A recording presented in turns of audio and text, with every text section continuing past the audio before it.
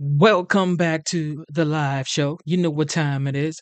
It is your boy Genesis, and it is currently 12:06 a.m. And today's date is the 20th of November 2024. Yes, man. It is that time of the year when Christmas is Christmas is Christmas is like what 35 days from now or a month from now. Mm. Is it getting cold where you are right now? Are you getting that Christmas feeling that Christmas is coming your way? Are you getting that feeling right now? Let me know in the chat. Okay, once again, thank you for tuning in to the live show. It is your boy Genesis. Welcome to the live stream. Today's title is Create Well, Live Your Life in America. Okay? Live Your Life in America. Really, the title should be Live Your Dream Life in America. Okay? So when you're young and you have dreams, if you're from the United States, you always, you wake up in the morning and you have dreams that, one day you're going to be a successful person, you're going to be a millionaire, you're going to be a billionaire, you're going to be, a business owner or whatever your dreams is. Whatever your dreams are, you always have that dream of becoming a successful person. So basically, don't forget about that dream that you've always had, that dream you've always had in your heart, and thinking that, you know what, one day I'm going to be successful. I will be successful one day. Never forget that. So live your life in America, dream your dreams, become your own, um, you know, cheerleader, become your own dream. You know what I mean? Like live your life and dream to become larger than what you've always been. Okay. You know what time it is. Never give up on yourself. Never give up on your dream. Never give up on God. All right, ladies and gentlemen. If you check the thumbnail, you would see that the thumbnail says create your own reality. Create your own reality, people. Okay. Create your own reality. All right, all right, all right. Thank you for tuning into the live show one more time. Thank you, thank you, thank you. All right, so shout out to YouTube. We have been monetized, ladies and gentlemen. We are now monetized. Ladies and gentlemen, we are monetized. So you can now give super chat, super likes, super everything super, okay? You can give supers, all right? You can give super chat, stickers, super thanks. Every one of those you can give. Shout out to BTK. He gave a super chat and stickers yesterday. God bless you, BTK. All right, ladies and gentlemen, super chat, super thanks, super stickers are definitely welcomed. Okay, definitely welcome.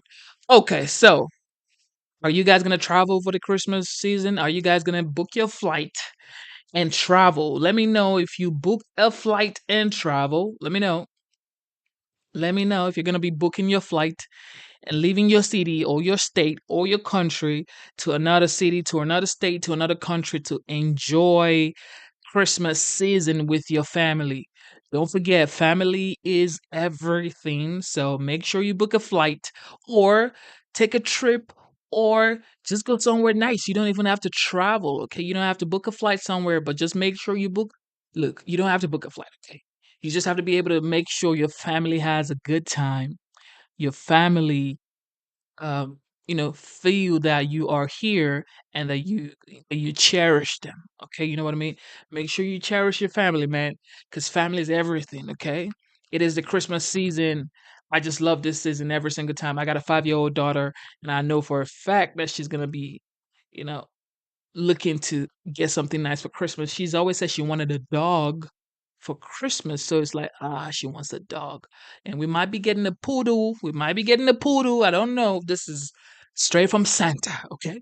straight from the North Pole, from Santa. We might be getting a poodle or a golden doodle or a mini doodle or whatever the doodles are. We might be getting one of those. Okay, we might be getting one of the poodles, one of the dog for her. And right now, mommy isn't really feeling good, so we pray for good health for her mom as well. So yeah, man, just grateful to God that God is great, God is wonderful. That's all I can say, man. That's all I can say. Okay, ladies and gentlemen, what is going on with the OG, the legendary, the 47th president elect, Donald J. Trump? What is going on, guys? What is going on? Because everybody is going after my dog right now, man. What is going on, guys? Look, look, I told you these next 4 years will be very interesting for everybody.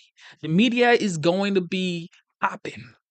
Everybody knows that the media is going to be popping because you know for a fact that this man will have the media popping because there will be something to talk about for the next 4 years. Forget about those boring last 4 years you've had in this past administration. You will be having very interesting years for the next 4 years. Guess what? Because the OG, the 45th, the 47th president elect, the man, the myth, the legend, the Don, the master negotiator, Donald J.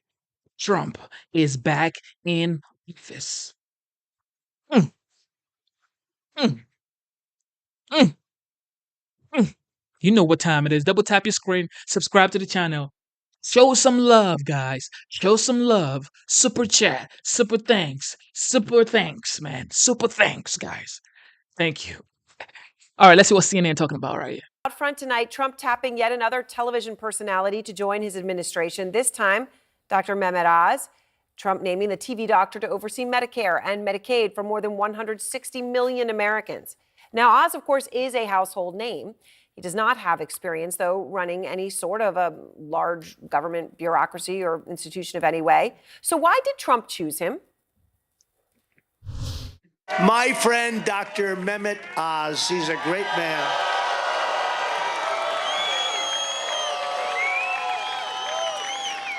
Dr. Oz, I've known him a long time. His show is great. He's on that screen. He's in the bedrooms of all those women telling them good and bad, and they love him.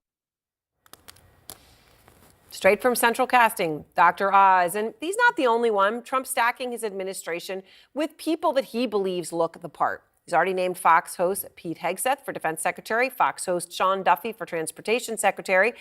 And none of that is a surprise in this context because Trump does put a premium on having what he sees as the look. Ooh, he's a handsome dude. Is that good? This guy's Central Casting. We'll take him. He is perfect. He's Central Casting. He's going to be a great one. We have the great Tom Homan, Central Casting, right? Central Casting, Central Casting, Central Casting. He says it himself. It's clear. Tom Homan, the last name he mentioned, is now Trump's border czar. But when it comes to Oz, he may look the part, but he did lose Pennsylvania's Senate race in 2022, in part because of a number of controversial and downright odd remarks. For example, the medical research that he conducted that had resulted in the deaths of animals, Democrats seized on that. Mehmet Oz ran experiments on puppies, killing over 300 dogs. They were subjected to extreme suffering. Now, Oz says that he did not abuse any animals. During the pandemic, he talked up the benefits of hydroxychloroquine as a treatment for COVID-19. A small study that shows statistical significance is a really important observation. Now, the FDA says hydroxychloroquine is unlikely to be an effective treatment for COVID-19. And in this era that we are in, if you happen to doubt the FDA, the Mayo Clinic says it is not recommended for a COVID treatment and notes that studies have shown people who take it are more likely to suffer from heart problems, on top of the fact that it doesn't effectively treat COVID. And then there are the weird things that Oz said. He was on a radio show and was asked about whether it's okay to have sex with a cousin. If you're more than a first cousin away, it's not a big problem. Every family has genetic strengths and weaknesses. And so the reason we naturally crave people who are not so like us is because you just have to mix the gene pool up a little bit. Okay, so that's what I'm saying, some odd things. And the reality of it is, though, for Trump, it comes down to central casting, central casting, central casting. And that's where we get to Elon Musk, who, of course, has been spending so much time with Trump. Today, welcoming the president-elect to Texas to watch the billionaire entrepreneur launch what is the world's largest and most powerful rocket ever built. And what this liftoff gave, and by the way, this is something to celebrate. This is American ingenuity at its best. But what it did today was to give Musk another photo op with the president-elect. And by the way, I mean, look at them there today. If you go on Musk's Twitter account, which it's impossible to avoid because everybody's algorithm is fed with a lot of Elon Musk all day, is filled with pictures of him and Trump from election night to photos with his family, photos with members of Congress. Most recently, Musk appearing with Trump on a plane to New York with Trump and RFK Jr. They were together at Madison Square Garden. There again, sitting ringside with Trump at that UFC championship. And basically, it's come down to this. If there's a picture of Trump, Musk is not far behind, and the world is taking notice. I mean, look at some of these headlines. President Elon Musk. America elected Donald Trump, and it turns out Elon Musk, too. Elon Musk is America's shadow president. Elon Musk set stage to act as Trump's co-president. Elon Musk has a new project, run Trump's government. And the French president, Emmanuel Macron, is expected to invite Trump to visit, right? But guess what else? He's inviting Trump and Musk to come to Paris for a summit. Brazil's first lady took on Musk, using an expletive to the billionaire during a panel on disinformation, putting it on him. All right, we have a lot to cover. Kristen Holmes is out front. She's live in West Palm Beach to begin our coverage. Kristen, you have some new reporting tonight on another major Trump administration announcement. What are you learning right now? Well, Aaron, we were told we finally might get that announcement of who is going to be Treasury Secretary. I am told it is expected to come as early as tomorrow. Now, just a reminder and a caveat, we were told this was coming last Friday. However, this has been an ongoing issue because of what was going on behind the scenes. Donald Trump had been set to pick hedge fund manager Scott Bessent when Howard Lutnick, the co-chair of the transition, inserted himself into the mix, saying that he wanted to be Secretary of Treasury. This caused a lot of headaches for the people on the transition team. One, Lutnick and Trump have had a relationship for a very long time, but we are also told it started somewhat of a knife fight between the two of them, with really Howard Lutnick as the only one wielding a knife. It actually annoyed people on the transition team. It even annoyed Donald Trump, we were told by a number of people he spoke to about it, and caused him to open up the field. So I want to show you who we believe the four finalists to be at this time. Scott Bessent still in the mix here. We also have Tennessee Senator Bill Hagerty. We have Kevin Warsh, who was a former Federal Reserve governor, and billionaire Mark Rowan. I am told that all of them have met with Trump and or the transition team, that all the interviews are done, and tomorrow is going to be the time they have these long discussions with the hope of getting Secretary of Treasury out of the gate by tomorrow night. Now, again, of course, anything can happen in Trump world, but that is the goal right now. Remember, this was one of the ones they wanted to get out first because Donald Trump has made so many promises that are contingent on the economy, and they wanted somebody to be the face of all that. And just a reminder, the reason why they feel they can move forward, I don't know if I mentioned this, is because Lutnick was named Secretary of Commerce today, getting him out of the way, paving the way for this to actually happen. Yeah, so many moves, and important there it is because there has been so much infighting and backstabbing, as you have been reporting in such detail. Kristen, thank you so much, and everyone's here with me. So Lulu, all right, let's just, it's hard to get through all of this because there's so much happening, but let's just start with Dr. Oz. He is going to be overseeing an agency that directly affects 160 million Americans. So, look, take a step back. There's a lot of people who get put into these jobs who haven't overseen much, right? So I'm not going to say the fact that he hasn't overseen something that large is disqualifying in and of itself. But the history here is relevant. The history is relevant. When I was listening right now, I thought that what was going to be announced was Dr. Phil was going to be the Surgeon General. So at least we're not there yet. But listen, what is happening here is this. We are now in Donald Trump's TV show. And, you know, this is the world we're living in now. He is casting the characters that he wants to play in his administration. And the point behind this is actually a serious one. They're not just good-looking people. They're very effective communicators who actually are recognizable to the American public.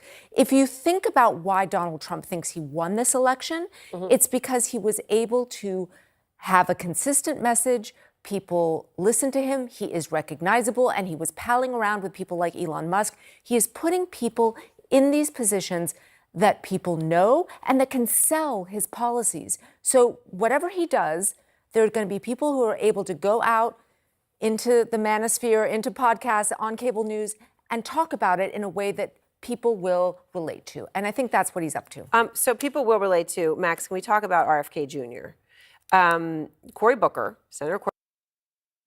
Thank you for tuning into the live stream. You know what time it is. Double tap your screen, subscribe to the channel. Look, Donald Trump has been elected the 47th president-elect by over 76 million people or 75 million people.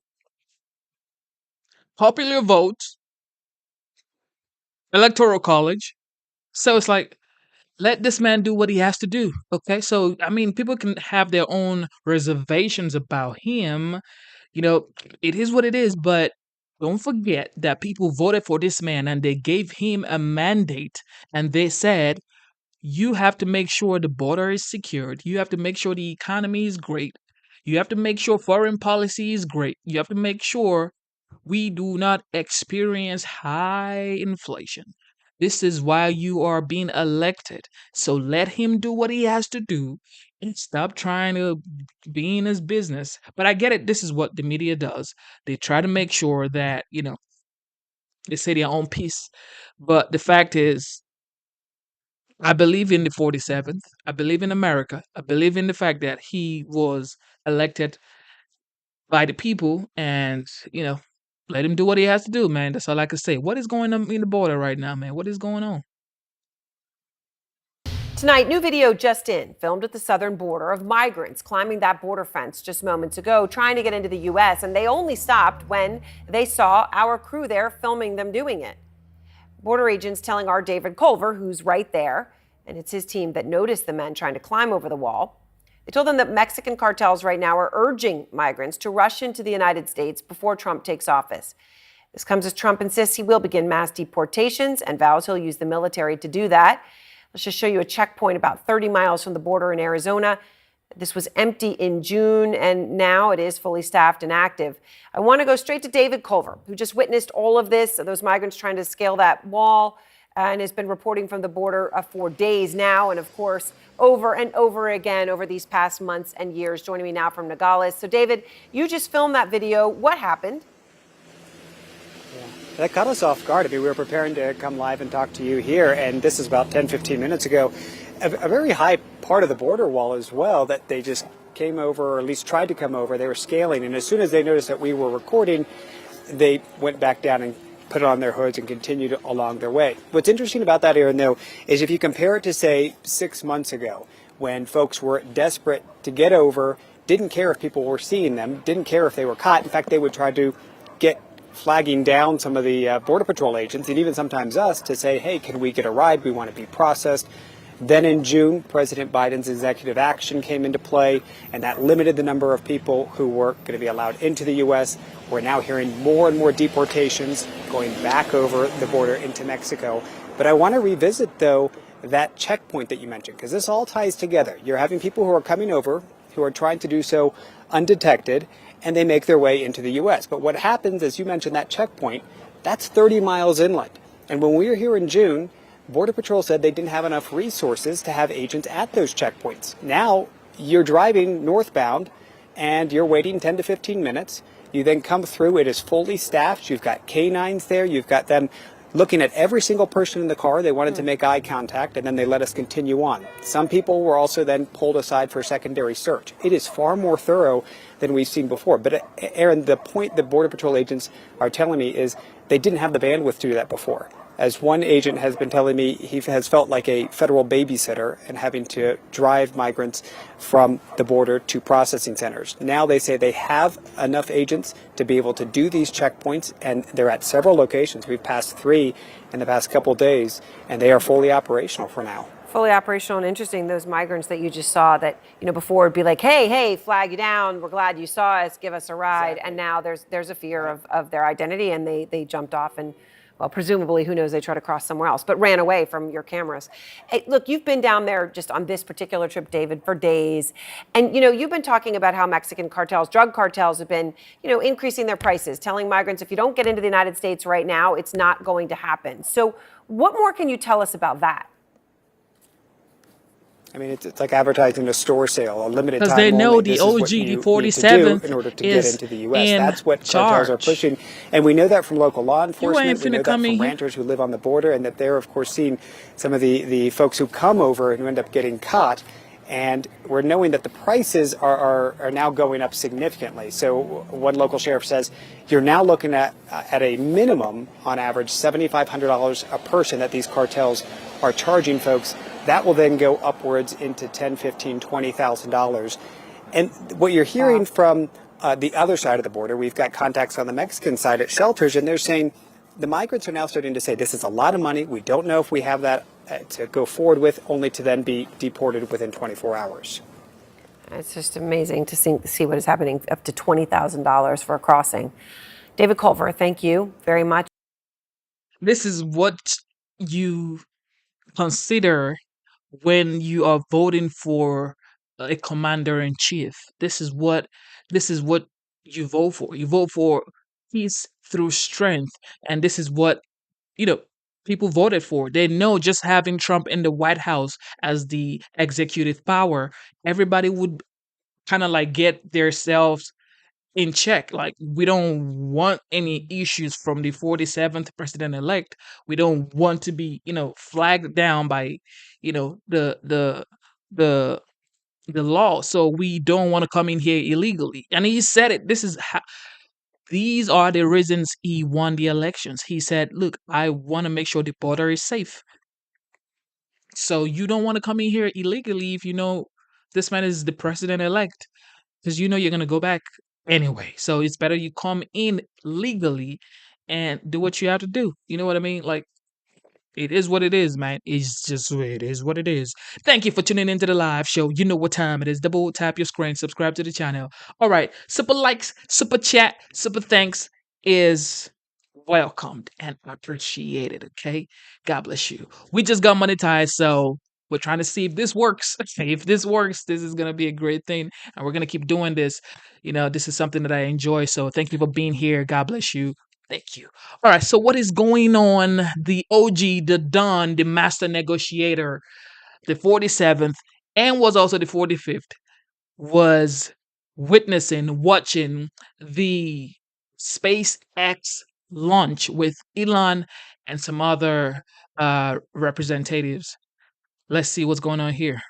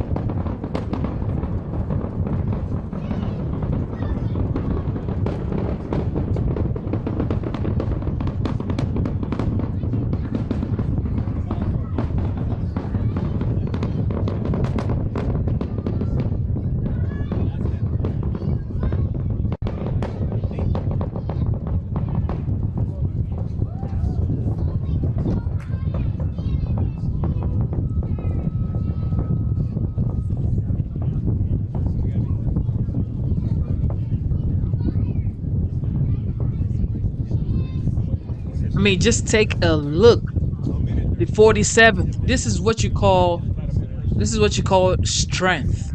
Witnessing an American innovator create something that goes into space. This is what a commander-in-chief should do to support his people. Just take a look at him.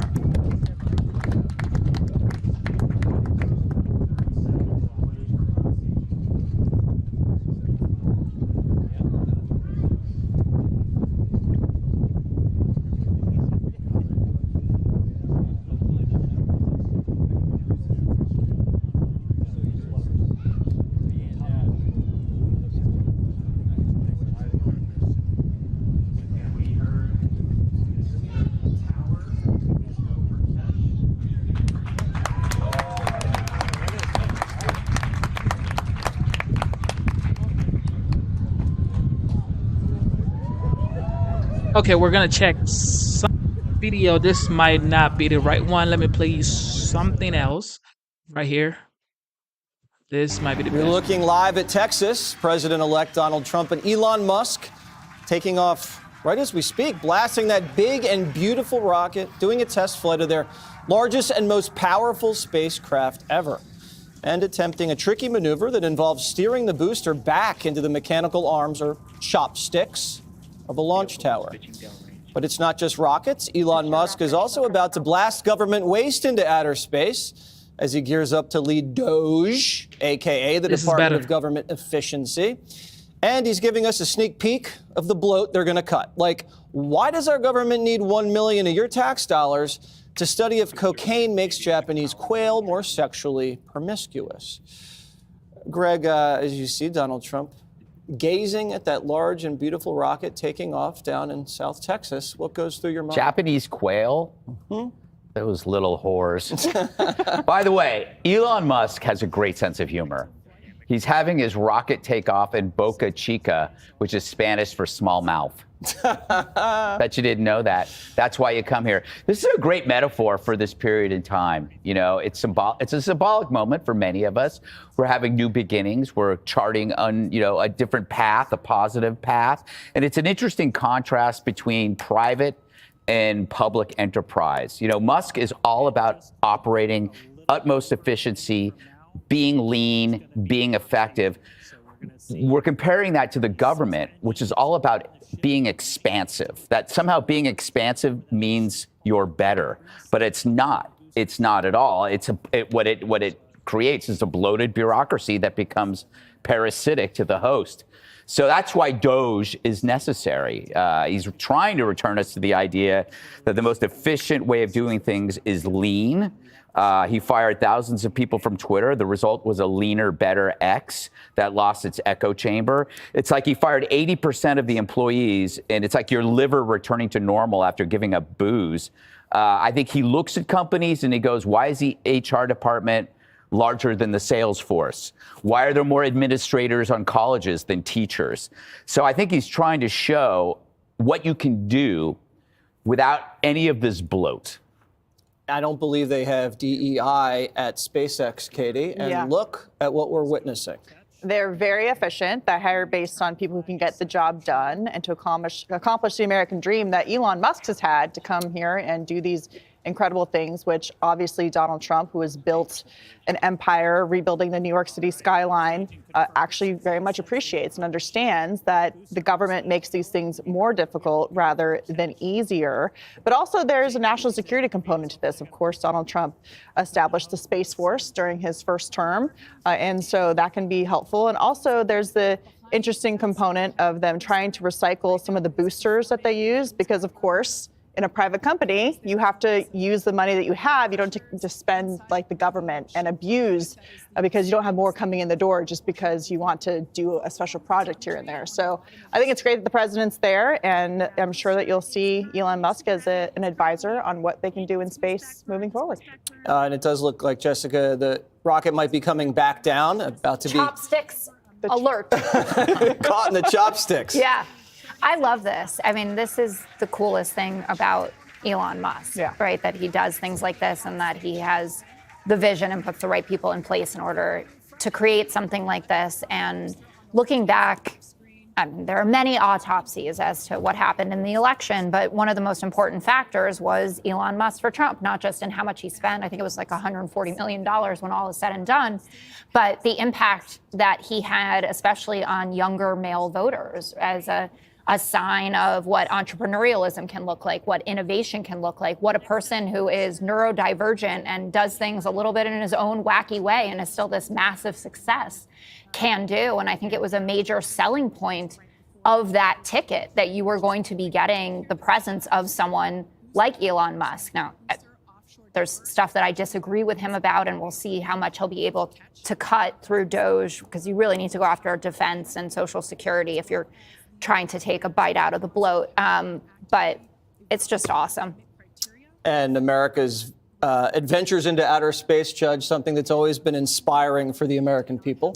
Yeah, it is one of the things that brings the American people together. You know, it's true. I mean, Trump started a Space Force during his first term, and it's just inevitable that this marriage between Musk and Trump would occur, given the fact that, I mean, you know, Musk was someone who, you know, has this incredible mind and, you know, is talking about actually colonizing Mars. I mean, you know, we were the first to go onto the moon, but the idea that we would be able to actually colonize Mars would be incredible. But, you know, Trump is such a great entrepreneur that he sees the endless possibilities and the ambition and the drive and the success of someone like Musk. And he recognizes that Musk has the ability to advantage mankind. And, you know, some of the people on the left are so upset because Trump is there with Musk and, you know, why are they together? And, you know, we have to realize that Musk is someone who benefits all of us, whether it was, you know, Ukraine setting up Starlink, or when Boeing failed to be able to bring those astronauts back, Musk stands up, or during the hurricane, setting up Starlink. You know, Musk has been someone who has done tremendous things for mankind. And I'm very excited about this. I think that the possibilities are endless. Yeah, and these things don't always go perfectly, Greg. There may be an issue with the catch. Not everybody uses chopsticks as well as you do. Oh, thank you so much for that. Well, the thing is, the interesting thing about Musk is that for him, failure is a success. He fails every day. There are things that he does that doesn't work. Some rockets crash, but he learns from that and he moves on. Might I tie identity politics into this? Please do. Sure. You mentioned DEI, and I think that one of the things that has really hurt government has been identity politics. If you have a human resource department that is so large, an administrative component that is so big, they have to do something. You've got to keep them busy. So you have somebody, you know, taking care of Latinx Day. You have another who's in charge of Queer History Week, and another scheduling the drag queens for Story Hour. This is something that that adds nothing to a company, and he understands that. This is why I also believe I think he pretty much got rid of the entire marketing department for what's the name of the electric car company again? Tesla. He's like, I'm going to be the marketing guy. So it's like he doesn't need that sort of stuff. So I think that this is the way old school thinkers do the work. And I believe we just watched the booster go into the ocean. Looks like Elon Musk is explaining what happened to 45 and 47, Katie. So they'll have to retrieve it from there, not from the chopsticks this time. But Sad. That's okay. As Greg was saying, sometimes it doesn't go always as planned, but everyone is safe, and they will have another launch to try and get that done for sure. In terms of the government, of course, for the next 4 years, Elon Musk is going to be part of Donald Trump's administration. He's been down at Mar-a-Lago giving him advice, and of course on X giving his takes on who he thinks should work in the administration, but he's had trouble with the administrative state and regulation himself through the FAA, through the Interior Department, trying to get permits. And if he's having trouble getting them, if you're a small business, if you're in a different field of business, you're going to have trouble as well with the federal government, which is why he's so interested in being part of Doge. And also on the issue of cutting government waste, Jessica's right that unless you're going to go after these big, quote, entitlement programs, it's going to be difficult to get a dent in the federal debt. But I think it's just a matter of respect for your citizenry. And Elon Musk said at the Madison Square Garden rally that all government spending is taxation. And that is absolutely true. So when you have the government spending $1 million to see if cocaine makes Japanese quail more sexually promiscuous, It really just is a reflection of how the government, the people taking money from the private sector who are working every day to make the money, feels about their citizenry. So it's about a basic respect. So maybe $1 million here, $100 billion there, the Pentagon not passing their audit of $800 billion.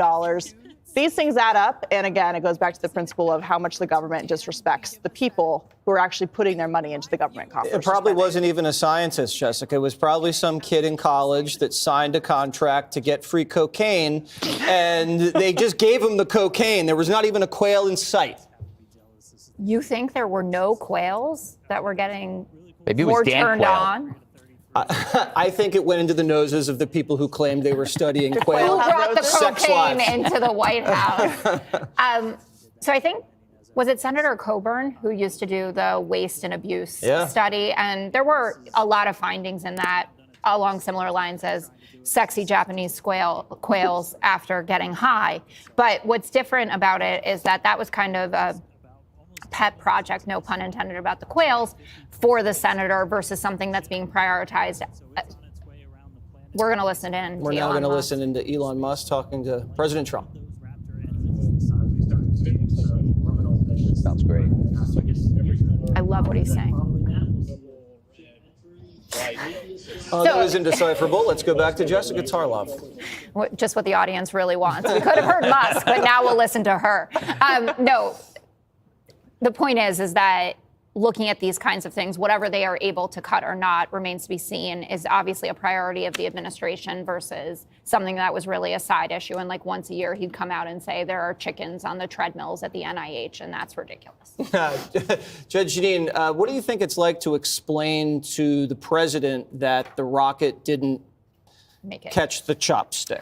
Well, I think that the president is so impressed already that he knows that this will, if it does anything, it will increase his determination to make sure that he does it again and does it again until he gets it right. Look, he is so advanced and so ahead of so many other people, other companies, that it's it really is no surprise, because he's not just shooting, for the moon, he's shooting for Mars, and I just think that this is just part of the process. It's like research and development. You research and you develop, and it doesn't work, and you do something else. But I think this whole idea about, DOGE that we were talking about before, is there is massive waste in government. There's massive fraud and massive corruption. And, there's abuse. Federal contractors are really exploiting the federal government. You can take haircuts across the board, Ramaswamy is talking about. And, there's a lot of federal contractors. Do you remember with Obamacare and Nancy Sebelius? Remember when everybody was trying to sign up for Obamacare? There was like $250 million for the website that crashed. And I remember I had my own show back then, and I was like, are we going to sue somebody for that $250 million? How about Solyndra? That was $500 million. Are we going to get that? Thank you for tuning into the live stream. You know what time it is. It is what it is. Elon Musk. For some reason, this one didn't go right, but this is Elon Musk, guys. This is a man who has been working hard for years, sending rockets to space. And, of course, the 47th president-elect came in there today to check him out, to see what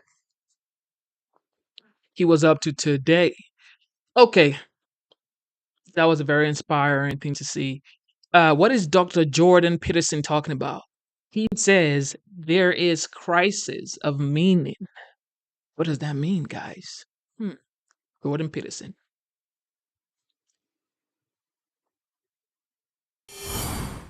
Famed psychologist and author of We Who Wrestle with God, Dr. Jordan Peterson joins me now.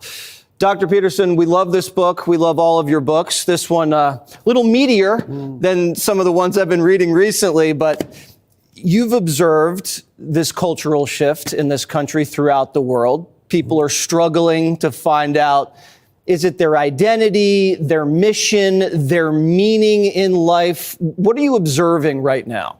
Well, I think you can attribute the fact of the culture war that's occurring everywhere in the West, very intensely in the United States, but also throughout Europe, Australia, New Zealand, Canada, to a confusion about the nature of the story that should orient us in the world. And the academics, the postmodern types, have put forward really the notion that life is about hedonistic pleasure or about power. And the problem with that is that both those stories are self-defeating. You don't want to be around anybody who's primarily motivated by power. And you don't want to be around anyone who's primarily motivated by their own pleasure-seeking self-interest.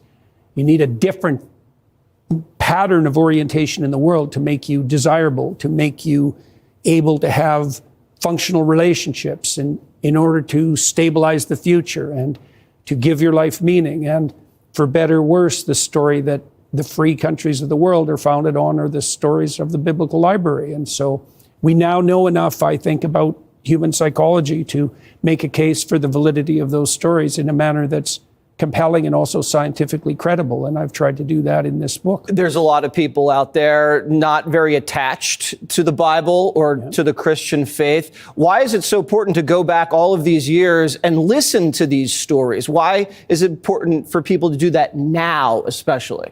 Well, it does appear to be the case that we see the world through a story. I would say that there's converging evidence from multiple lines of scientific inquiry that that's the case. In fact, a description of the structure through which we see the world is a story. The next question then is, in the face of widespread confusion about identity, that's what identity politics is, it's confusion about the story that orients us in the world, we have to look somewhere to ground ourselves. And the age-old historical traditions of mankind are the orientation poles that have guided us forever. And there's no reason to assume that we've superseded that any more than we've actually superseded the necessity for stories. Everyone wants a great movie, a great novel. They want to be able to tell a great story about their own life. Like, the story is integral to being human, and there's a pattern of story that we need to know, and those patterns are encapsulated in our traditions. There's no getting away from that and still being human. We can deviate from it and degenerate into pathology, meaninglessness, but there's no getting away from the story. The question is, what's the right story? What's the correct story? And you talk about Cain and Abel, you talk about Adam and Eve in here. What locks people into meaning? Many people in America right now, their life has no meaning. It's just pleasure, watching TV, eating. Why is the desire for meaning so important, and how do you arrive there? Well, there's two ways of thinking about that.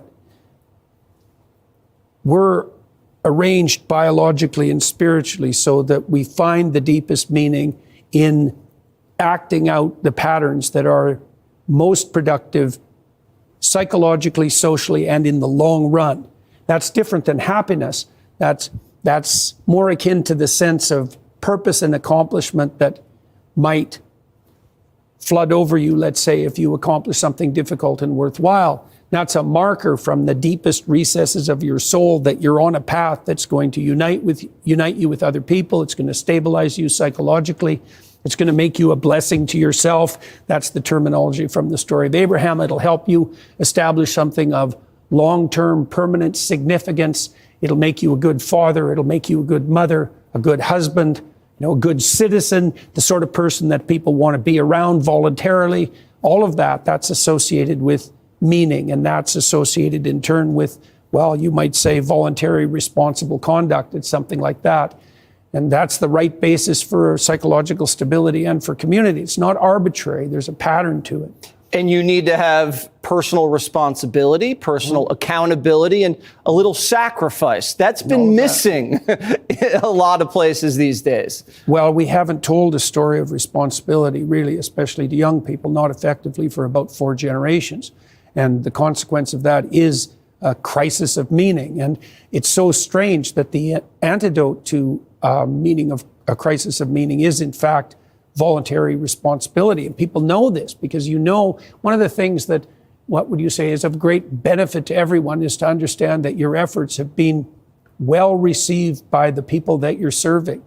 That's something that you can comfort yourself on many a long and dark night, that you've actually been of some genuine utility to other people you love, maybe even people that are your enemies. You know, if you were able to conduct yourself at the highest possible level of virtue. And there's a very tight relationship between the voluntary acceptance of high levels of responsibility and the meaning that sustains you even when you're suffering. That's a wonderful thing to know. Why work hard? Why be of service to other people? Because it imbues your life with the significance that enables you to tolerate the difficulties of your existence and without bitterness and with hope. That's all associated with meaning. The stories of the Bible, they're about you, whether you know it or not. Obviously, who else would they be about? Life is a story. I'm not even gonna lie, man. You know, like being a father is like you find meaning in responsibilities, you know, and it's hard. It's hard to be responsible for another human being every single day, every single moment. However, that gives you some sort of responsibilities because it's like you cannot mess up. Okay. Because my daughter's counting on me, my mom is counting on me. I can't be messing around out here. Okay. I have to be responsible. I have to make sure I do my duties as a man, you know. It is definitely different. You can't mess up, bro. You can't mess up. You're gonna have to buckle up, do what you need to do. Because your girls are counting on you. Or if you don't have kids, you don't have to have kids to have some sort of responsibility. For me, I just feel like, you know, to say you are a responsible person, you have to be responsible for something. Okay, so how do I know you're responsible if you haven't been responsible for something, especially another person, you know? All right, what is going on here with the Dems? What is going on? Republicans are picking up a big victory in the closely watched Pennsylvania Senate count, and Democrats don't like it. So the state Supreme Court there already has ordered counties to stop counting all of those ballots that were disqualified. They're undated, they're misdated, mail-in ballots. And now they've done it for a second time because there's a recount going on. Democrats are openly admitting they don't care about the law. They don't care about their state Supreme Court. They're going to count illegal ballots anyway because they need the numbers. Well, watch as they try to defend it. Not going to second that, mostly because I think we all know that precedent by a court doesn't matter anymore in this country, and people violate laws anytime they want. So for me, if I violate this law, it's because I want a court to pay attention to it.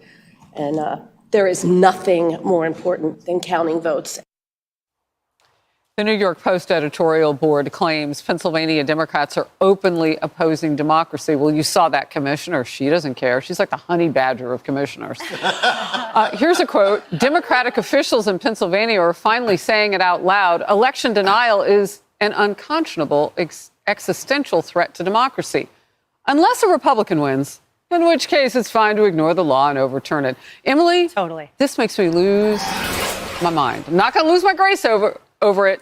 But she really does annoy me just flouting it like this. And nobody even, the other commissioners don't even correct her. They don't even say, we're not lawbreaking, we're not criminals. They're rolling with her, die hard. That's right. The audacity, the flippancy with which she says, apparently it doesn't matter anymore in this country. What exactly do you mean by that? What do you mean by that, council member? What does anymore mean? What does precedence mean? Tell me exactly what you're talking about, because the last time I checked, all of the activist judges under this administration's watch who rendered opinions that were totally outside the bounds of constitutionality and precedents got it slammed back. They got slapped back to the bench with every Supreme Court issuance and higher court ruling that let them know, no, you are actually dead wrong when you try to divert from precedents. The thought that one human can come and buck what this nation stands upon, which is the rule of law, actually, and the deviation that has occurred is only under their watch, and it's by people like that. And the fact that resoundingly the Supreme Court of that state, inevitably SCOTUS, and hopefully the Attorney General of that state and the DOJ as well, will come knocking at her door to let her know that not only is it audacious and ridiculous, but ma'am, it's criminal. There you go. Oh my gosh. Okay, so that's our show for today. Bye. Look, Charles, we know what they think, those Democrats, that commissioner. We know what they think of Trump voters, that they think they can identify with flags and hats and T-shirts because they call them things like deplorable and garbage and Nazis. And that was the VP candidate, Tim Walz. You know, everybody at MSG for Trump, those were Nazis and so on and so forth. So what do they call their own people when they don't agree? Because some of those Democrats voted for Trump. A lot of them did, yeah. Yeah, I'm curious. You know, we know what they think of Republicans. What do they think of self-interest and independent Democrats? Well, I guess we're finding out. Yeah, misguided, dumb, fool, you know, suckered, whatever, or misogynist, you know, whatever. They've got a whole checklist of names, but they are calling them names. There's no doubt about that. They're not calling them fellow citizens or people who had the ability to just make up their own minds, right, based on the evidence and their own life's experiences. You know, it's just, I'm just not shocked. I think the shocking thing is I'm not shocked about this, that the hypocrisy that we heard throughout the entire campaign that I knew would be the exact opposite, that I knew that these folks were deflecting and that push come to shove, they would be acting the way that they said Donald Trump would act if he lost, that they would be pulling stunts that they said never existed. You know, these sort of things, we know they exist. We know they've existed for a long time. And for a long time, a lot of Americans had to take a lot of heat for being able to say, hey, something didn't seem right. This all just using your cognitive abilities. But we're seeing it firsthand. And I'm not shocked. And that's really sad.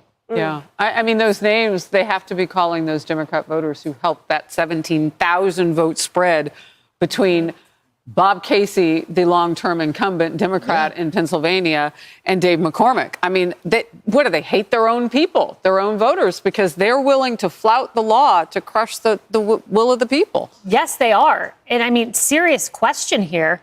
How many court rulings does it take for Democrats to obey the law? So far, we have 2. We will see what they do. We could get another statement like the one, we're ready to flout the law. We don't know what this lady or these individuals in Bucks County and the 3 other counties are going to do. They have been told categorically for a second time, you shall comply. It took 12 lawsuits from the RNC and Republicans to get this done. I thought you cared about courts. I thought you cared about the rule of law. I thought you cared about democracy. How many times have we heard that? I thought you cared about the integrity of the vote count. But when push comes to shove, you apparently don't. What would have happened? Also mentioned chime in? Yes. Well, finally he did, Governor Shapiro. Yeah. But do you think Shapiro would have chimed in earlier if Bob Casey had won and this was Republicans? No. Would the county commissioners have done this if Bob Casey had won? Of course they would not. But now we will see what they will do. Do you care about the rule of law? We will see. Took 12 lawsuits and 2 court rulings. So all fantastic points about what people have said and what Republicans have done. But Governor Josh Shapiro hasn't done anything. I mean, he actually has the ability to do more than what he's doing. Yeah, and people came out of this election season, and I think a lot of people had respect for him. And so he sort of Everybody but Kamala Harris. Well, exactly. And it could have been the nail in the coffin for her. That's been reported over and over again about why didn't she choose this man? So he had capital that I think he wasted, and he's continuing to waste right now. So I think he came out with an anemic statement, right? But the thing, I've said this on this couch before, and I think it bears repeating. Forgive me for the indulgence of me. But when it comes to the left, they are all about projection. So they're always doing the thing that they accuse the right of doing. That's more to your point, Charles. But over and over again, democracy, integrity of our votes. Well, that commissioner, you know what? I can tell you something that's more important than counting every vote. Counting every legal vote. That's the whole idea. That is the inherence to rule of law that defines this country as distinctly American. Yeah, so why count the disqualified ones? There are not even that many of them. Because they want to win. It's the whole ethos that we saw in COVID. It's rules for thee, but not for me, right? So if it can help them, they're all about power and projection. That is the name of the game of the left. So they're going to do that. If you want to question what the left is going to do, they're going to do what gives them power, and they're going to project. That's all you need to know, guys. Well, that's why Pennsylvania chose Republican. Hey, everyone. I'm Emily. Ladies and gentlemen, count the legal votes. Okay, that's all I'm going to say. And thank you for tuning into the live stream. Double tap your screen, subscribe to the channel. What is AOC talking about right here, man? What is going on right here, guys?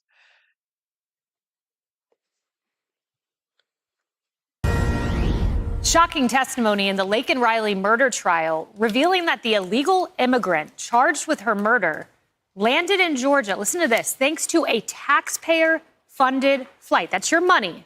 It was from the Biden administration that he got this free flight and went down to Georgia.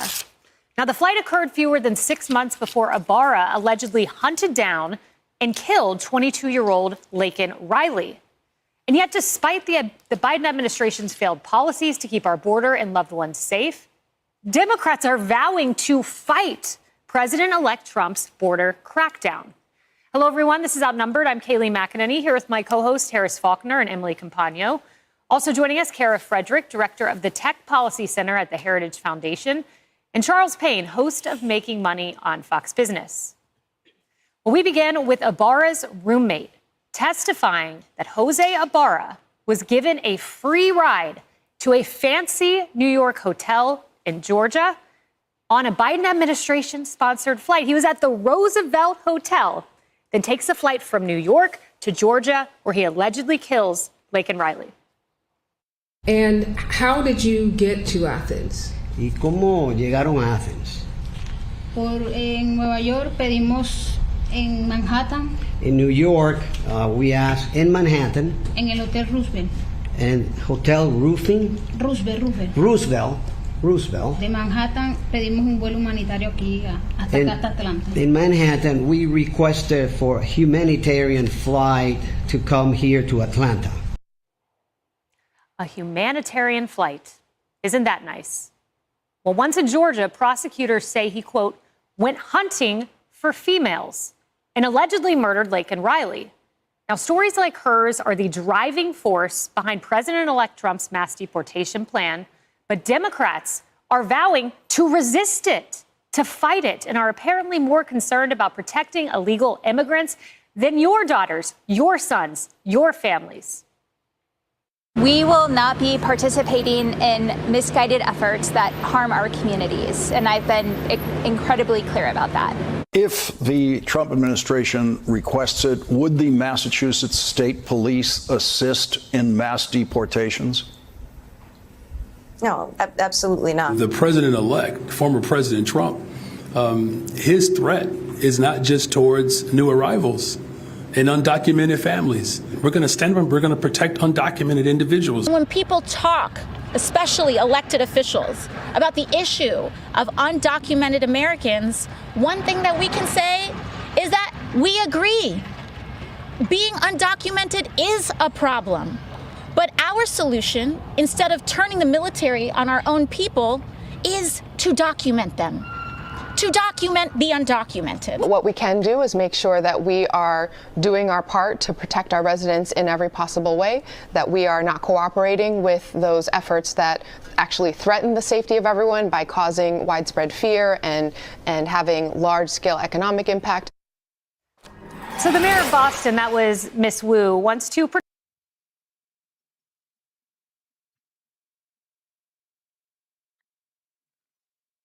What?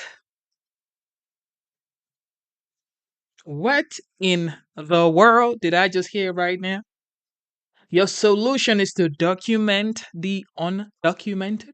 What? Man, somebody get that lady a coffee, bro.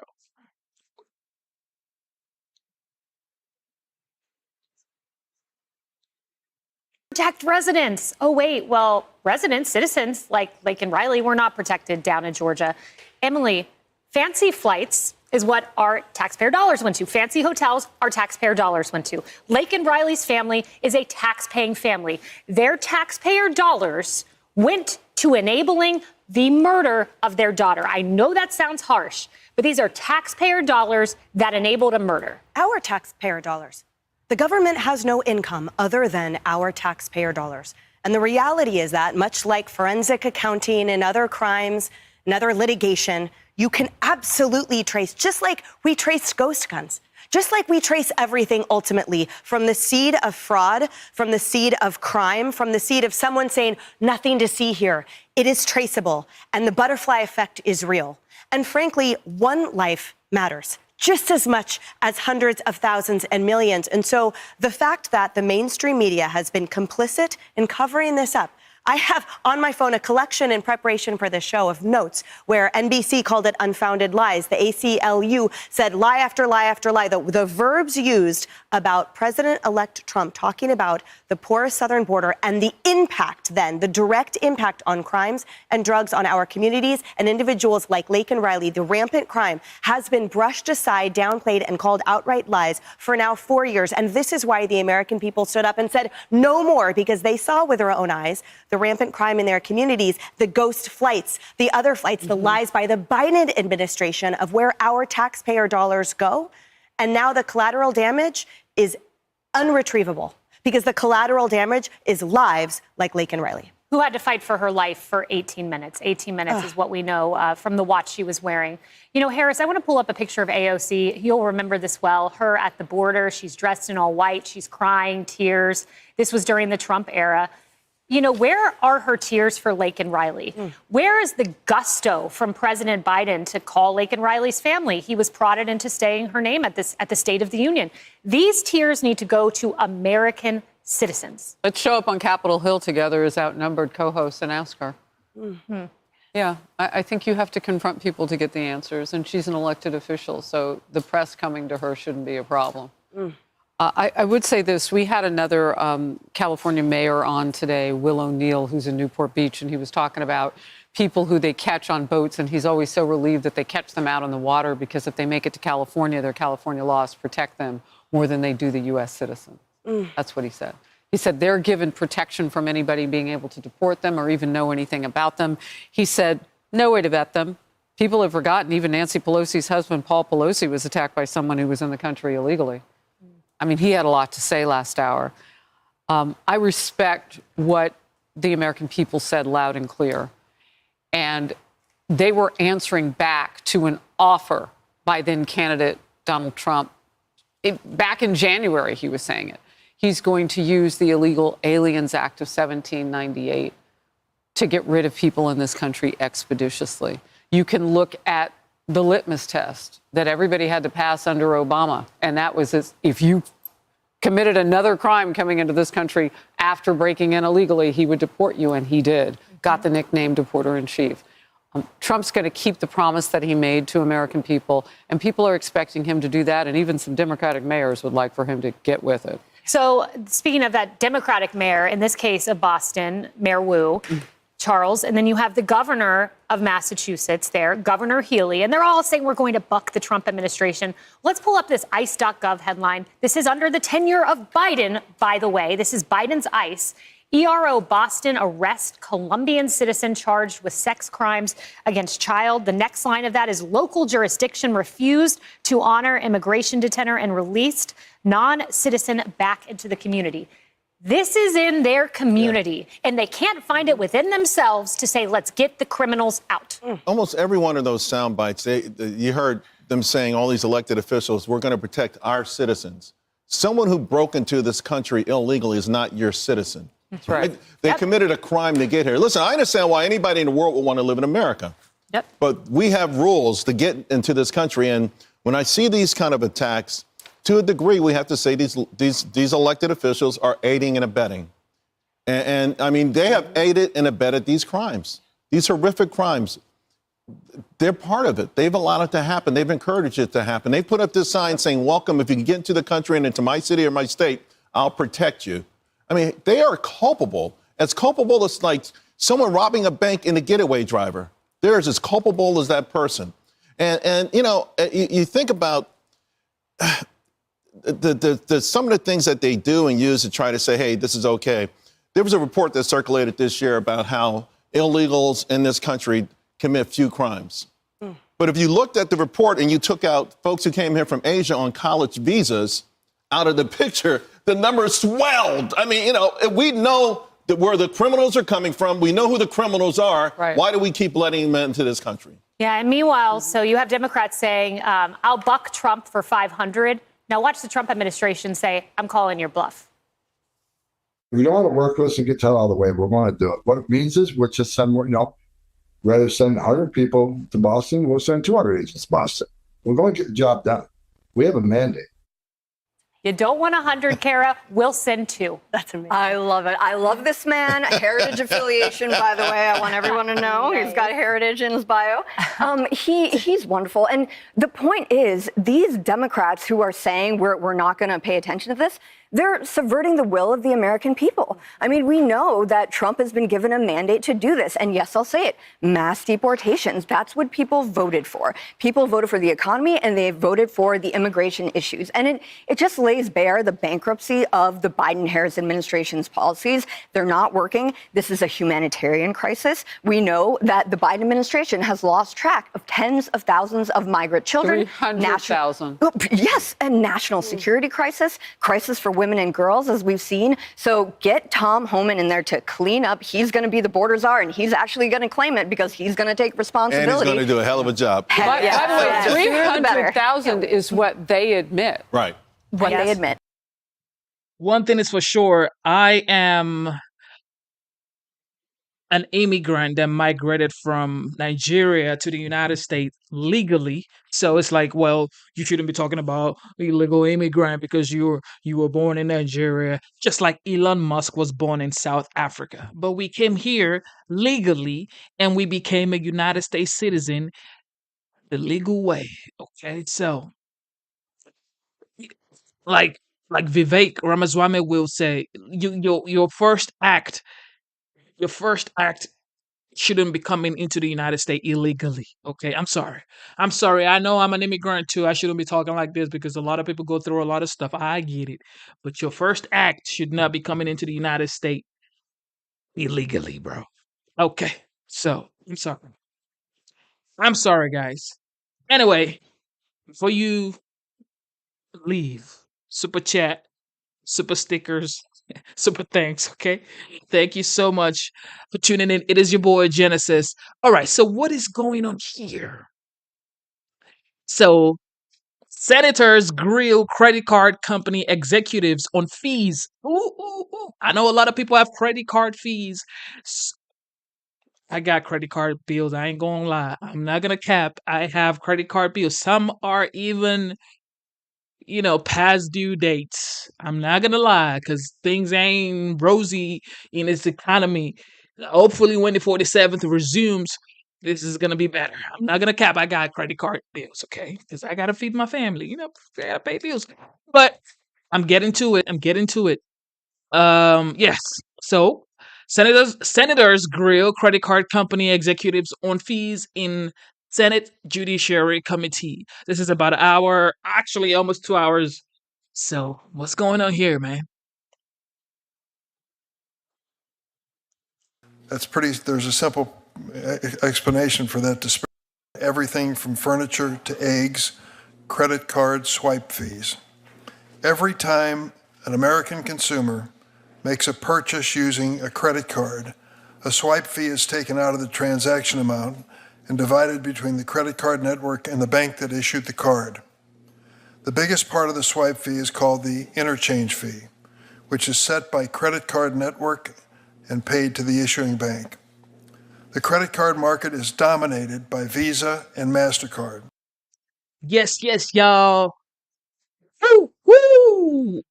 My boy Zale Blue. I don't know if it's my boy or my girl Zale Blue, but I do know for a fact Zala Blue just super chatted or super liked the live show, the live stream. God bless you. $5. You are the best, my brother. Or my sister. I don't know. Regardless, I just want to say thank you to you, Zarle Blue. Bravo. God bless you, man. Thank you. We just got monetized about 2 days ago? Mr. Boski, if you can remember, I don't know. This was like 2 days ago. YouTube said we got monetized. So God is great, man. God is great. So thank you. This is the second super chat ever on this channel. I know some of you would say, well, he has 106,000 subscribers. He must be making so much money. Nope. I just actually started getting, well, I haven't even started getting anything because I just got monetized 2 days ago. Literally 2 days ago. Okay, so thank you one more time. Really appreciate it, Zale Blue. God bless you. Let's get it, people.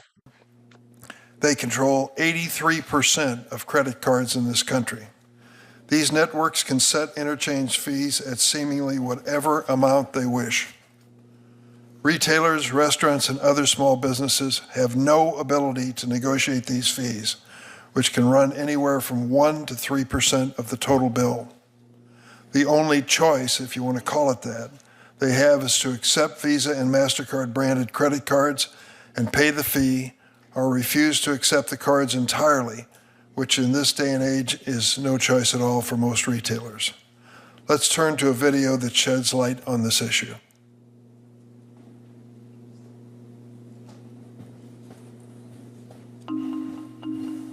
It's easier than ever to tap, insert, or swipe your card and go, but every time you do, a small percentage of that sale is taken from that business. These are called swipe fees, or interchange fees. It's how much Visa, MasterCard, and other card networks charge a merchant when a customer uses a credit card to make a purchase. These fees are my second highest operating expense.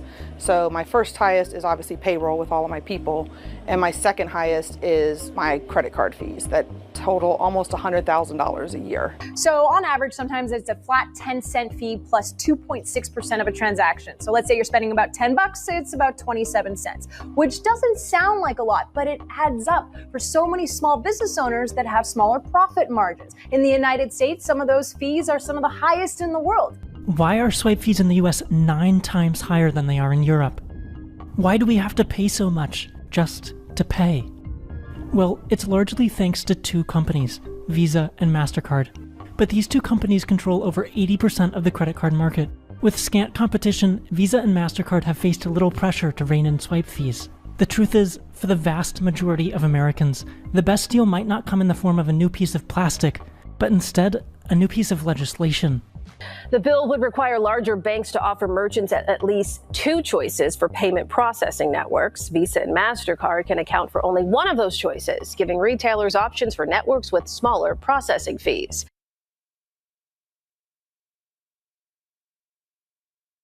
In this room, during a Senate Judiciary Committee hearing held in 2006.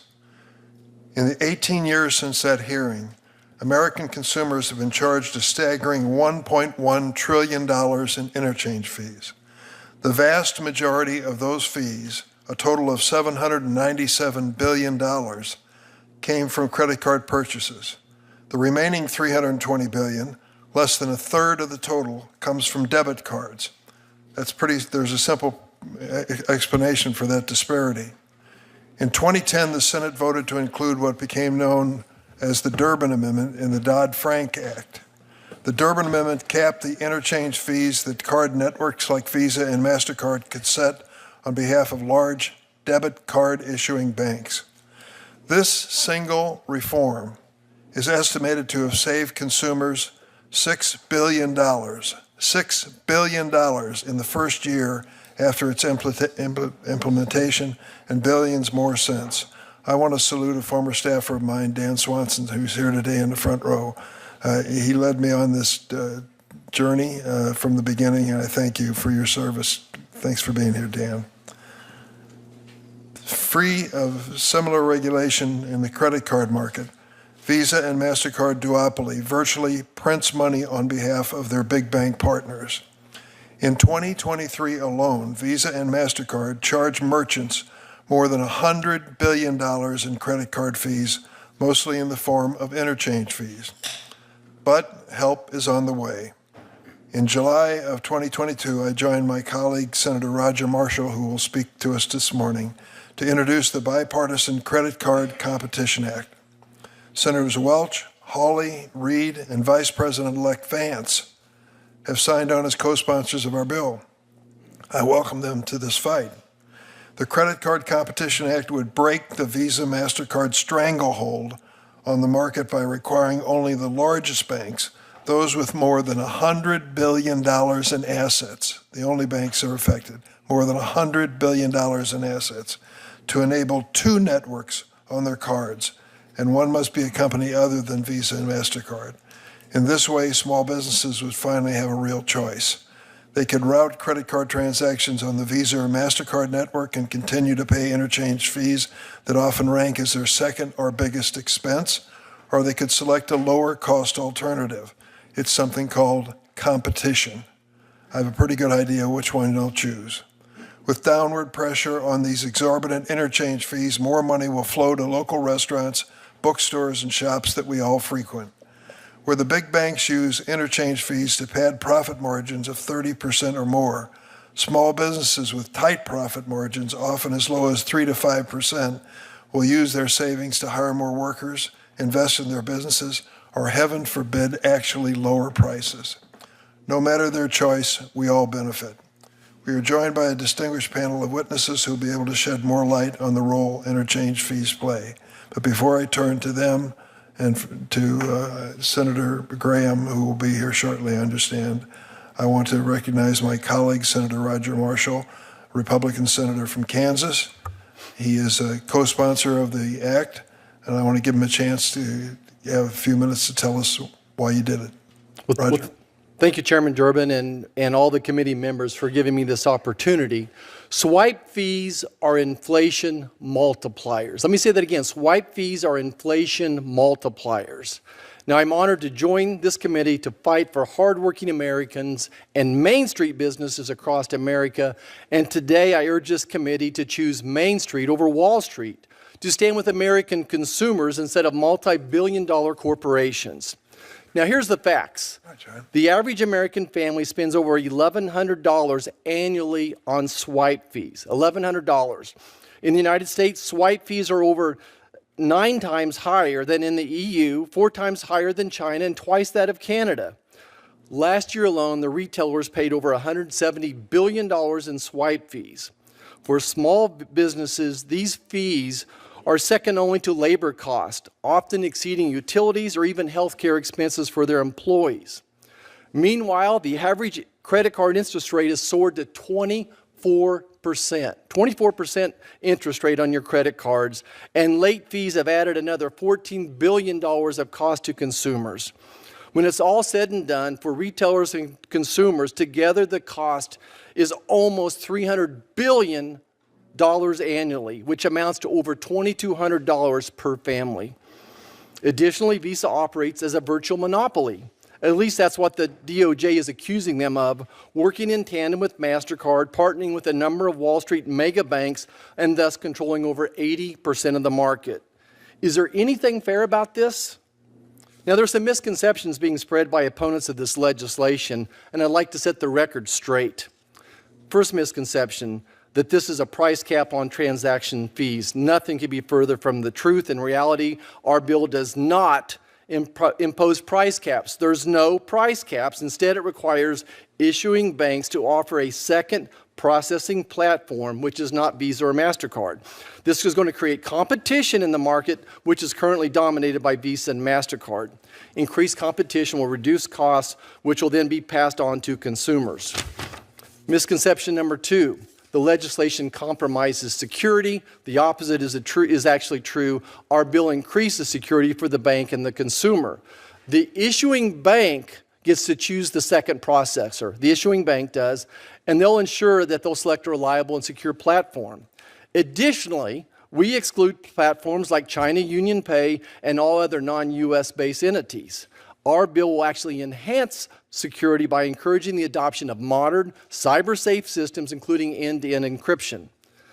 Misconception 3, this will harm small banks. As the chairman pointed out, we exempt lending institutions with assets under $100 billion, meaning only 30 of the largest financial institutions are affected. Only 30 institutions are affected. Misconception 4, rewards will disappear. In reality, everyone needs to realize that Visa and MasterCard don't issue the. Thank you for tuning into the live show one more time. Okay, man. WTG Genesis, my brother or my sister, I don't know. But one thing I know for a fact is Amy Wagner. Amy Wagner. She says, thank you, bunches, and God bless you. Your heart and your beautiful family, Nigerian by birth, American by desire, legally blessed. legally deserved. Him, Trump. You better know. You better know, Amy. You better know. And you're definitely my sister, Amy. God bless you, Amy Wagner. God bless you for that. God bless you so much. God bless you. God bless you. God bless you. Man, Amy. God bless you, Amy. That's all I can tell you this morning. God bless you, Amy. God bless you so much. Really, that means a lot to me, man. That means a lot to me. God bless you, Amy. God bless you. Team Trump all the way, Amy. Let's go. Thank you, Amy. Rewards. The banks issue the rewards, and it's a marketing game for them. Rewards programs are a tool banks use to attract customers. That's not went away in other countries that have already adopted swipe fee reforms as well. Misconception number 5. The technology doesn't exist to support multiple platforms. Again, that's simply false. There are dozens of competitive networks out there that routinely process debit transactions, and even JP Morgan Chase recently launched a credit card in France with 2 processing platforms. Now, a quick point. I'm especially grateful for this committee allowing the topic to be debated today. We've repeatedly asked, in fact, begged the Banking Committee to hold a hearing, and they haven't answered our request, and I'll let you all decide why. And then I want everyone on the committee to know this. We did a professional survey of several issues back home. Now, this was not a push poll. It was a professional survey. Over 10,000 people returned the survey. And what were the findings? Not 70, not 80, not 90. 96% of the people on this survey support our credit card bill. 96%. And I have to add, when the opponents of this bill have spent over $80 million attacking myself and the chairman and this bill, that's over twice what was spent against me in a Senate race. You know that you're over the target. Let's be clear, whether it's inflation or sales taxes, or in this case, swipe fees, when those go up, consumers ultimately pay the price. The retailers pass those expenses on to consumers. It's that simple. Now, kind of wrapping things up, at my heart, I'm a hands-off, free market capitalist. But capitalism without competition leads to unchecked greed, the exploitation of hardworking Americans, and the erosion of opportunity. Now, I remind everyone that American credit card debt is at an all-time high of over $1 trillion. Unless you feel sorry for these monopolies, MasterCard enjoys a profit margin of over 44% and Visa over 55%. So I ask everyone on this committee and in Congress, why would we stand by and allow Wall Street monopolies to siphon more and more money from our communities back home to enrich themselves? Why wouldn't we, as Teddy Roosevelt once said, try and get everyone, every American, a square deal? When faced with the choice, I'll always side with Main Street over Wall Street and working Americans over monopolistic corporations. Let's all take this opportunity to stand up for the people who get paid by the hour and carry a lunch pail to work. Thank you, Mr. Chairman. Thanks, Senator Marshall. I asked you to keep it at 5 minutes. I think you did that exactly. I appreciate it very much. We're going to have 5 witnesses before this committee, and I'll ask the staff to make the transition here from Senator Marshall to the witnesses.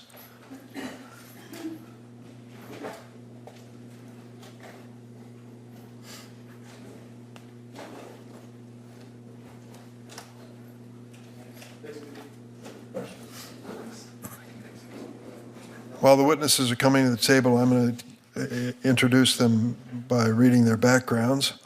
Our first witness is going to be Chris Callahan. He and his wife are the owner of Bat and Kill Books, an independent bookstore in Cambridge, New York. Since buying Bat and Kill Books, the Callahans have revitalized the store as a center of the community. Mr. Callahan is also an extension professor of agriculture engineering at the University of Vermont. Senator Welch, glad to have you here this morning. We're also joined by Bill Sheedy. Mr. Sheedy is a senior advisor to Visa's CEO, a position you've held since 2020. Before taking his current role, Mr. Sheedy worked as executive vice president of Visa's corporate strategy group, president of Visa's Americas region, and board member of Visa Europe, among other positions. Our next witness is Linda Kirkpatrick. Thank you for being here. President of America's region for MasterCard. She is responsible for overseeing MasterCard's operations and consumer-facing activities in the United States, Canada, and Latin America. She has been with MasterCard since 1997, has held various roles during her tenure. Next, we are joined by Roger Alford, a professor of law at Notre Dame, where his scholarship focuses on antitrust, competition, trade, and other commercial law issues. Professor Alford previously served as Deputy Assistant Attorney General for International Affairs with the Antitrust Division of the U.S. Department of Justice. Our final witness is Doug Cantor. Since 2021, Mr. Cantor has served as General Counsel for the National Association of Convenience Stores, organization representing 148,000 convenience stores. Organization represents employing more than 2.3 million people across the country. Mr. Cantor previously practiced law, Steptoe Johnson, where he served as counsel to the Merchant Payments Coalition, among other organizations. Excuse me. I ask the witnesses to please stand and be sworn in. If you'd raise your right hand. Do you affirm the testimony you're about to give before this committee will be the truth, the whole truth, and nothing but the truth, so help you God? Let the record reflect that all 5 witnesses thankfully answered in the affirmative. And we are going to proceed. And the first one up is my bookseller. I have a particular affection for bookstores, Chris Callahan. Thank you. Chairman Durbin, Ranking Member Graham, and members of the committee, thank you for giving me this chance to testify today. As Chairman Durbin noted, my wife and I own Bat and Kill Books in Cambridge, New York. Cambridge is a small town near the border of Vermont, where a small business in a small town, and honestly, sometimes it's a struggle to make it work. But we're proud that our store is vibrant, part of a main street in our community, and we want to keep it that way. When we bought the business in 2009, we moved it into a historic Main Street building, which we had just renovated. We tripled the store's footprint. We were idealistic and excited, maybe a little naive. We've used local banks to help us with financing the renovation and with a line of credit to weather seasonal cash flow variation. This past Sunday, 15 years since doing that renovation and moving in, we made our last payment on that commercial mortgage. And we use credit cards to make store purchases. So I offer all of that to say we're not anti-bank. We're not anti-credit card. We love access to capital. It's helped our business be successful. My point here today is to emphasize that credit card swipe fees are a significant burden to all merchants, but especially harmful to small businesses like mine that pay higher rates than our competitors because of the way that Visa and MasterCard set the fees. There are Band-Aid solutions, such as consumer surcharges and baking the fees into our product prices, but the Credit Card Competition Act represents a much-needed solution that would provide a cure for the market failure and improve the payments system for all those involved, including merchants and consumers. While we've seen many costs go up for our business, credit card fees have been the toughest to handle. I'm here to tell you that something needs to change. Main Street businesses like mine cannot take it any longer. When business is fair and the market is free, Connie and I can hold our own. But that is not how it is for credit card fees. The duopoly of Visa and MasterCard fixes the interchange fee rates that the banks and credit unions that offer credit cards charge us. We can't deal effectively with all those banks and credit unions banding together to fix fees. And then Visa and MasterCard add even more network fees on top of that. And those fees keep going up too. All we're asking is for a little competition so we can deal with these businesses the way we deal with our other suppliers. Give us a chance, we'll do our part. If you let things keep going the way they're going, we don't have a chance on this issue. In the past, our credit card fees averaged about 2.4% of each credit card transaction. That's the total amount of the transaction before I pay my expenses. As a co-owner of the business, I can only take profits out after I pay expenses. We aren't against credit cards and we aren't against reasonable fees. The fact is that many of our customers rely on the convenience of this payment method. The issue is that we have absolutely no control over this cost. It's the cost of the convenience, and it becomes a silent tax to us. What's even worse is how the credit card industry's percentage take has grown. So far this year in 2024, our fees are averaging 3.8%. That jump of nearly 60% is consistent with what we've seen nationally as total Visa and MasterCard credit card fees have gone from $61 billion in 2020 to more than $100 billion in 2023, an increase of more than 60%. Credit card fees now represent our fourth largest business expense after only rent, payroll, and shipping. There have been a lot of big numbers presented so far, and there'll be more. That represents $9,000 to our store, and that's a big number for us. And unlike all our other expenses and vendors, we have no negotiating power to help manage these fees. If I could reduce the amount of swipe fees I pay, it would allow me to hold down prices for my customers, provide additional hours for seasonal staff, improve employee benefits, and put on more local events like our literacy programs and community art projects. Arbitrarily high swipe fees are preventing me from growing my business and better serving my customers while inflating prices we pay for the goods we sell and the prices we charge our customers. That's why I'm here today. It's why I got involved. Our association, the American Booksellers Association, has been an advocate for change, and we've been part of that. Connie and I know how tough it is for us to keep going with these high fees, and we've heard similar stories from our friends and neighbors who have their own small businesses in our town. The bottom line is I need your help. I'm optimistic we can find a better way. I'm here. Please pass the Credit Card Competition Act. Please create a competitive market for credit cards that gives us a chance to grow and succeed. Thank you. Thank you, Mr. Callahan. Mr. Sheedy?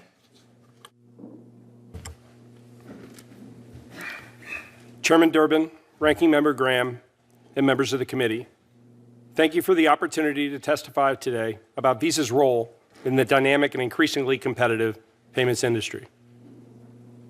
I'm pleased to share with you how Visa fosters security, innovation, and growth that benefits everyone who uses our network, including the consumers and small businesses that are the driving forces of our economy. For over 60 years, Visa has enabled consumers and merchants around the world to make and receive payments through our secure transaction processing network. We are honored that consumers and merchants trust Visa to meet their payment and commerce needs. Although our future success is far from guaranteed, we compete and earn and re-earn the trust of consumers and merchants every day. To do this, Visa remains focused on two fronts: delivering world-class reliability and security, and staying on the cutting edge of innovation. With respect to security, we have never faced greater threats from bad actors, nation-states, and criminals seeking to commit fraud. In the past 5 years, Visa has invested more than $11 billion in technology, including to reduce fraud and enhance cybersecurity. In 2023 alone, Visa blocked $40 billion in suspected fraud globally. If fraud does happen, Visa cardholders benefit from our zero liability protections. They are not responsible for unauthorized transactions. At the same time, merchants who choose to accept Visa are guaranteed payment on transactions authorized on our network. Visa has also helped develop many groundbreaking security features that are now the industry standard for credit card payments, such as chip cards. And our investments in contactless and token technologies are driving the next generation of commerce solutions and experiences. Another important aspect of our network is that it levels the playing field between large and small players. It allows every community bank and credit union, no matter their size, access to the same payment products and network technologies as the largest financial institutions. Similarly, any small-town merchant or online seller can benefit from Visa's world-class security and fraud-fighting tools to better compete with even the largest retailers and their technology platforms. We are proud to offer an open network that makes it easier for every business to compete. As a result, all consumers benefit. We focus on growing transactions on our network, which we can only do when merchants and consumers successfully and securely complete sales. Interchange is a fee between banks that, if properly balanced, encourages parties to use our network. Visa has no incentive to set interchange fees high or low. Without sales, we have no transactions to process. Visa faces unprecedented competition, including from new entrants and technologies from fintech, big tech, and foreign players. Consumers and merchants can choose from an expanding list of alternatives that do not rely on payment networks like Visa to process transactions. These include digital stored value wallets, buy now, pay later platforms, ACH, and a growing number of pay-by-bank solutions. Visa also vigorously competes against cash, check, and other payment card networks and several additional credit and debit options. Government regulation should encourage innovation, security, and consumer choice. The Credit Card Competition Act, however, would remove consumer control over their own payment decisions, reduce competition, impose technology sharing mandates, and pick winners and losers by favoring certain competitors over others. These policies would stifle innovation, create significant inefficiencies, undermine security, and would allow merchants to override a consumer's choice in how they pay. Visa shares the committee's goal in ensuring the payments ecosystem remains competitive. We believe competition benefits everyone. We are proud of the role Visa has played in developing and delivering safe digital payments for consumers and merchants across the United States and the world. I welcome the committee's questions. Thanks, Mr. Sheedy. Ms. Kirkpatrick. Good morning, Chairman Durbin, Ranking Member Graham, and members of the committee. Thank you for the opportunity to provide background on MasterCard, the competitive environment in which we operate, and the value we bring to consumers and businesses. MasterCard is a global company that connects billions of consumers with businesses and enables them to make payments that are safe and simple. We do this with precision, 200 billion times per year, for nearly $10 trillion of payments annually. Our brand has become synonymous with trust. The payment space in which we operate is massively competitive. There have never been more choices for consumers to pay. These choices range from cash and check to debit, prepaid, credit, buy now, pay later, digital wallets, ACH, real-time payments, account to account, pay by bank, private label, regional networks, cryptocurrencies, and even the Federal Reserve. It's this competition that fuels our motivation to innovate. As noted by the DOJ, MasterCard is a very different company from its largest competitor, both in size and structure. Nearly 40% of our revenues come from services like fraud detection and merchant loyalty. Our customers opt into many of these services because they find value in them. Further, with our credit market share close to Amex, half that of Visa, and less than 5% of all payments, we don't have the share nor the ability to exert market power. The benefits of electronic payments are profoundly impactful. I'd like to draw your attention to 3 such benefits. First, consumers are not responsible for fraud. Second, merchants get paid even when consumers default. Third, consumers and merchants are protected from attacks before they happen. Let's start with consumers not being responsible for fraud. Last year, 52 million Americans had fraud on their accounts. I was one of those individuals, and I would bet many of you were as well. While each situation may have been different, we share one thing in common. We were not responsible for the cost of that fraud. And thank goodness for that, because the cost of fraud was $18 billion last year. MasterCard's zero liability policy protected consumers from these potentially catastrophic losses. Second, merchants get paid even when consumers default. When a consumer uses their card, the merchant gets paid quickly without falling victim to a counterfeit bill, a bounced check, or a debt that won't be paid. The Federal Reserve reports that 4.5% of consumers default. That will be nearly $50 billion this year. Since 2004, this amounted to $685 billion of cost avoidance for merchants.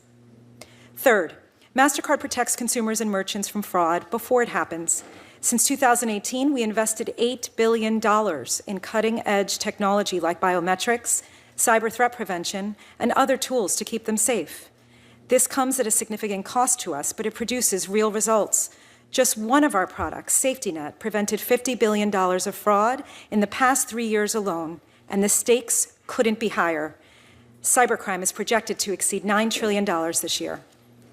With merchants generating more than $110 trillion in sales and hundreds of billions of dollars in cost avoidance over the past 2 decades, it's clear the value derived from electronic payments far outweighs the cost.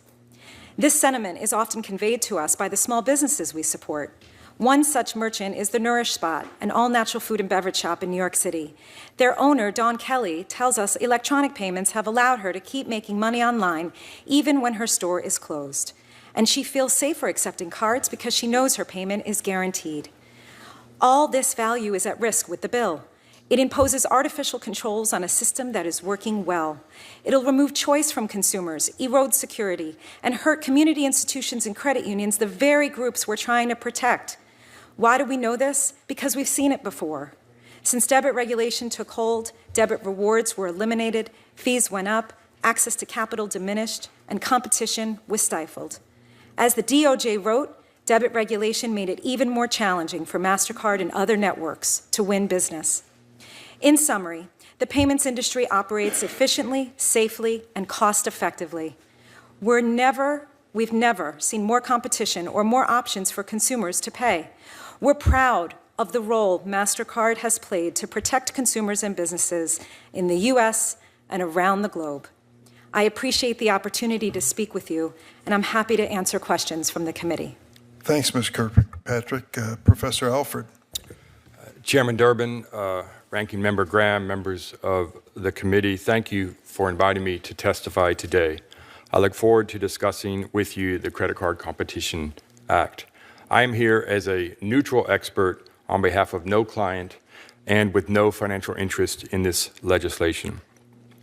This hearing comes just 2 weeks after a presidential election in which voters expressed extraordinary anxiety about the economy. 41% of voters in the 7 swing states ranked the economy as their top concern, far higher than any other matter.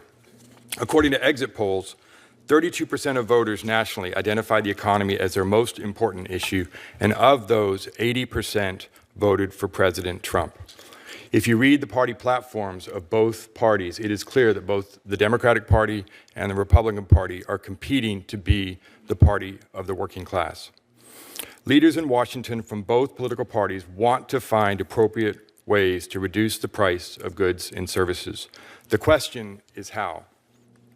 When we think of consumer spending, credit card swipe fees are not the first thing that comes to mind. Yet those fees are a surprisingly large part of consumer spending.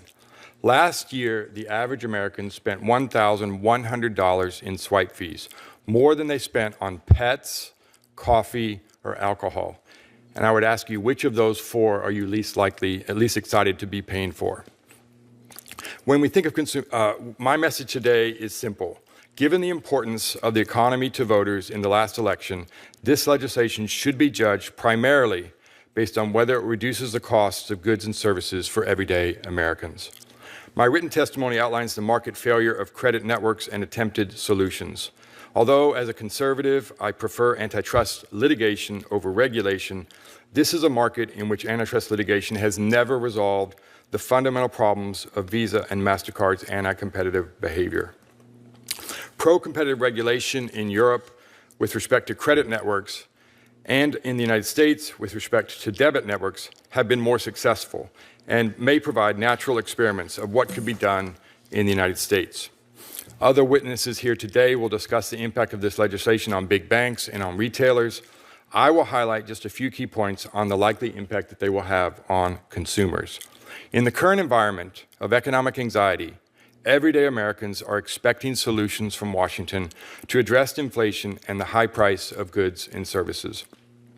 This legislation should be reviewed from the perspective of that, how it will help consumers with goods and services. The key question is pass-through of potential benefits and pass-through of potential harms. Benefits in the form of lower prices for goods and services, and harms in the form of reduced credit card rewards. Merchants argue that high swipe fees hurt consumers because these costs are passed on in the form of higher prices for goods and services. The narrow profit margins for retailers suggest fierce price competition, increasing the likelihood of pass-through. But at the same time, this is true if swipe fees go down. Independent studies in Europe and in the United States found a 70% pass-through of lower fees for merchants, leading to lower prices for consumers. Visa and MasterCard argue that consumers will suffer from this legislation because banks will reduce credit card reward benefits. That is possible, but it seems unlikely. The net profit margins for banks are approximately 30%, among the highest of any industry in the country. And banks have multiple sources of income, including interchange fees, annual fees, late fees, etc. If MasterCard and Visa are correct that this legislation will harm consumers with reduced credit card rewards, then they should also concede the likelihood that it will benefit consumers with lower prices. Why would banks with high profit margins pass through the harms, but merchants with low profit margins not pass through the benefits? Even assuming pass-through harms and precisely who benefits from credit card reward programs. The Federal Reserve studied that question and found out that, quote, credit card rewards transfer income from less to more educated, from poorer to richer, and from higher to lower minority areas. Using swipe fees to pay rewards programs is a regressive wealth transfer from the many to the few. Consumer benefits and harms are not all alike, and increasing reward programs does not have the same broad distributional benefits as reducing the cost of goods and services. If pass-through happens on both sides, then the trade-off of reducing the price of groceries for every American may be worth fewer benefits to premium cardholders at the airport lounge. Thank you very much. Thanks, Professor. Mr. Cantor. Thank you for giving me the opportunity to testify today. I appreciate this because what we have and what merchants, including the folks in my association and many others in our coalition, see every day is that there is an ongoing competition policy problem, a real antitrust problem that is squarely within the jurisdiction of this committee that affects them every single day. And that is that Visa and MasterCard have formed the banks that issue credit cards under their names into pricing cartels. They each set the prices that all of their bank members charge. They all agree to charge the same thing, and those banks which compete on everything else don't compete on this. That leads to higher and higher fees and higher costs on Americans every single day. If you take a look at it, both Visa and MasterCard in their testimony very openly say they don't set the interest rates that the banks charge to consumers. They don't set the fees that banks charge to consumers. They don't issue the cards.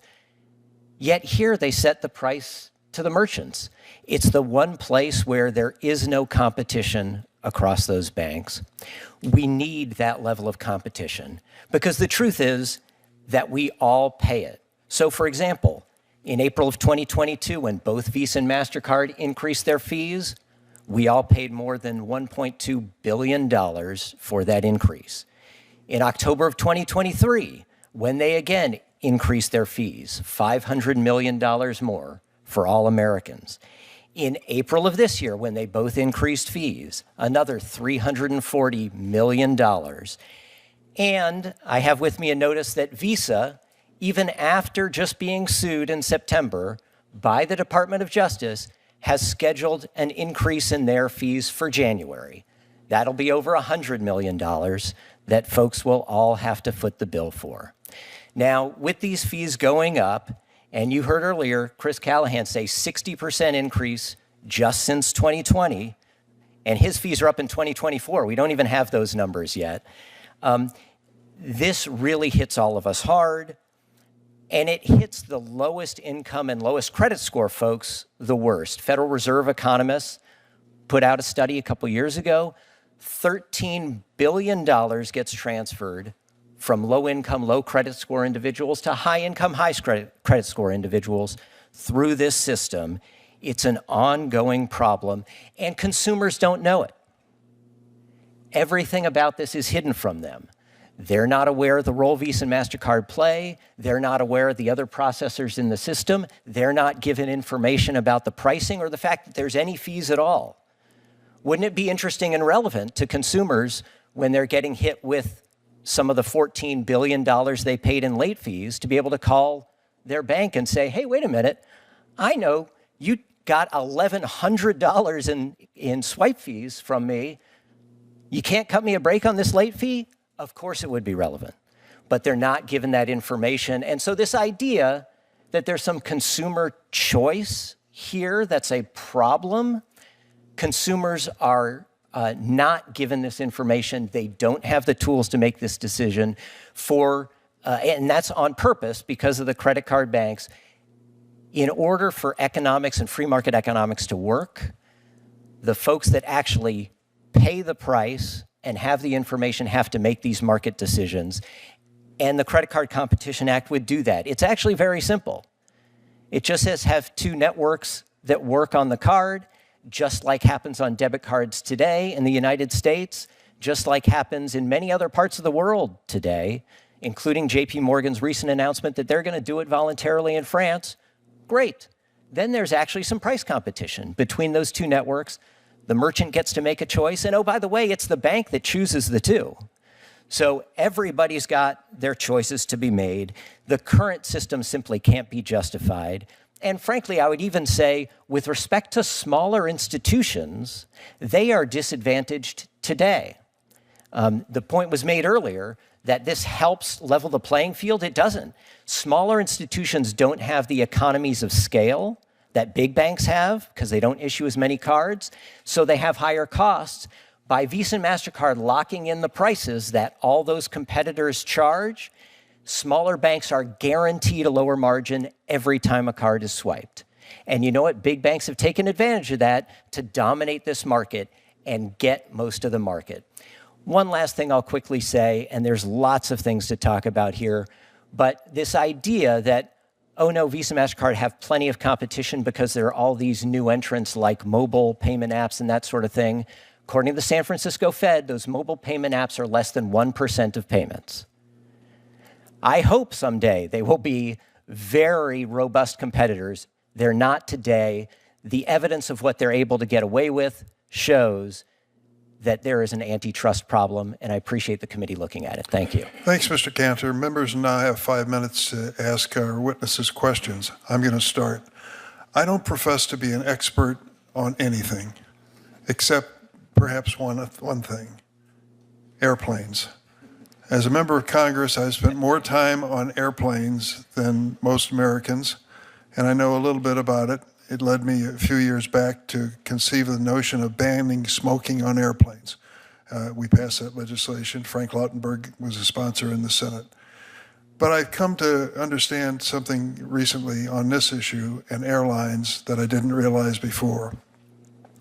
It turns out that most of the airlines make more money off the credit card branded credit cards and frequent flyer programs than they do off their air operations. If you look closely at the balance sheet, it turns out that they're not airlines, they're banks that own airplanes. And when it comes down to the profit making, it takes their credit card to lead the way each year, and it means a change in the way we fly on airplanes. Remember those flight attendants? We count on them. What are they there for? Safety, more than anything else. That's what they're there for. They give us a little Diet Coke along the way, but they're there for safety. Did you notice recently that things changed on a lot of airplanes? Once they made their warning announcements and you're buckled in, they start talking to you about their credit card and how you ought to consider buying one of their credit cards, and the flight attendant is going to go up and down the aisle passing out brochures for their new credit card. It really tells the story of what's a priority when it comes to these airlines. And so the question I have in my mind is, why do they sound like shrieking, scalded cats when they hear about consumer competition on credit cards? Why does it scare the living hell out of them? Because they make so much money off of them right now. Well, is the converse true?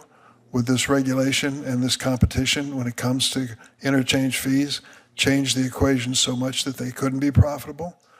I use as an illustration the fact that the credit cards are regulated in Europe and the interchange fee is capped at 0.3%. Try to remember that number for a moment. 0.3% interchange fee in Europe for Visa and MasterCard and those who participate in that. What is it in the United States? 1 to 3%. Well, if I can remember basic math, what you're saying is in the United States, the interchange fee is 3 to 10 times as much as it is in Europe. How do they get by with that? How can Visa and MasterCard possibly survive with such a difference, contrast? The bottom line, of course, is that they are profitable in Europe even when restricted to 0.3% in interchange fees. And it also is very clear that when it comes to these interchange fees and the frequent flyer programs, they're still offering them in Europe. So to me, as I sit here and take a look at the situation, the obvious question I ask Mr. Sheedy is, how can you possibly do business in Europe when the interchange fee is restricted at a maximum of 0.3%? Thank you, Senator Durbin. You're correct. The European government did regulate interchange rates in Europe. The government in Europe imposed a fixed interchange fee, and it did impact the market. While you're correct that there are some reward programs in Europe, the majority of them were either eliminated or greatly devalued. Consumer rewards, which are enjoyed by 84% of U.S. cardholders today. So it's a broad spectrum, broad socioeconomic spectrum of U.S. consumers enjoy rewards. That is not the case in Europe, where reward programs have been reduced, fees to consumers have gone up. You're correct, the market adjusted, but ultimately we think that those changes that happened in Europe were bad for European consumers and European cardholders. Let me ask you a question about an individual. Show it. Are you familiar with Mr. Prabhu, Mr. Sheedy? Yes, he used to be the chief financial officer of Visa. He said, net, we are a beneficiary of inflation. Visa was a beneficiary. How is that possible? I don't think of Visa as being a beneficiary of inflation, excuse me. It's impossible for me to know the context within which Vasant So let me read a larger part of the quote. To the extent that there's inflation driving up ticket size, clearly it's beneficial to us, he said, on behalf of Visa. So net, I mean we are a beneficiary of inflation. So while American families are struggling to survive against inflation, you're doing quite well, as long as the ticket size goes up and your percentage applies, correct? I don't believe that inflation is good for our business or anyone's business. I think a healthy economy is best for the U.S. consumer, U.S. merchants, and when U.S. merchants and U.S. consumers come together and transact, that drives transactions on our network. That's what we want, and that's how we think about growing the business. Well, I can tell you that the CFO of your company, January 27th, 2022, had a different point of view and one that makes more sense. You're in a situation where you're benefiting from the weakness in our economy and the fact that its impact on Mr. Callahan as well as families and consumers. What we're trying to do here is to do something you said you favor. Competition benefits everyone. Why not some competition for Visa and MasterCard? Senator Graham. Thank you, Mr. Chairman. It's been a very informative hearing. And I will ask simple questions because that's all I know how to do here. So, simple question. The rates in Europe are by regulation, is that right, Mr. Sheedy? Yes, Senator. The argument is that rates are high here because we have a monopoly, no competition. Is that right, Mr. Cantor? That's right. Okay. So you agree with me, Europe doesn't use competition to get rates down, they use regulation. Are you proposing we use regulation or competition? We're proposing competition. That's what's in the bill. And there's no data about what competition does yet, right? Actually, there is, because in many places around the world, they do have that competition on credit cards. So France, Denmark, South Korea, also several of the debit systems, including in the U.S. and Canada, have competition as well. For credit cards? So that's on debit, but in Europe and Korea, it's so on here's credit. my point. We got two systems here. We got a regulatory system that reduces costs to consumers. And Mr. Alford, you say in Europe, it actually does benefit the consumer. Their lower exchange fees. The lower exchange fees do benefit consumers with respect to the price of goods and services because 70%. Okay. The question is, if you lowered their costs, would it matter to you, the consumer? At least in Europe, the answer is yes. Can you repeat the question? At least in Europe, the answer is yes. The regulation has lowered costs to consumers. Yes, the regulation in Europe has. And in theory, competition would lower cost here. Yes. I mean, Do you prefer competition or regulation of the fees? I prefer competition, and I think that Does anybody prefer regulation? Okay. Well, regulation can be pro-competitive, of course. Yeah, but I mean, we don't have any. The proposal is to not have price caps. The proposal is to create competition. Through routing restrictions, so exactly. Senator Durbin's not proposing regulation, he's proposing competition, is that correct? Yes, introducing. And in Europe, they don't have a competition, they have regulation. Yes. And we know in Europe, the swipe fees are cheaper, right? And you tell us, Mr. Alford, in Europe, the consumer benefits. Independent studies have revealed that there is significant pass-through, yes. Okay. And you say, Mr. Shih, that consumers in Europe get less rewards, is that correct? Their fees are higher and they get fewer rewards. Are their fees higher than yours? I'm referring, Senator, to the fees that are being charged by the banks. Wait a minute. No. The swipe fees in Europe are regulated at what? 0.3. Correct. Okay, and what are your swipe fees? The average interchange fee in the United States on credit is approximately 2%. Okay, again, this is simple. 2% is bigger than 0.3, I think, right? Yes. Okay, thanks. So here we are. What I'm trying to figure out is, should I do a regulatory approach? Because nobody really can tell me what competition is going to do. I know what regulation is done over there. Now what I want to do is figure out, what do you lose if you regulate? So, Ms. Kirkpatrick, what kind of reward programs are offered? You get reward. What kind of stuff do you get through the reward programs? Senator, there's a variety of reward name a programs which range from cash back to rewards for travel to rewards for everyday purchases like gas and grocery. Okay, so lower income people can participate in this reward program. Yes, greater than 80% of cardholders in the United States can benefit from these rewards. So, Mr. Cantor, you say that most low-income people kind of don't, they get left out here, right? They pay more in the fees, and much more of the rewards go to the high-income folks. That's according to the Federal Reserve. Okay. Do you agree with that, Ms. Kirkpatrick?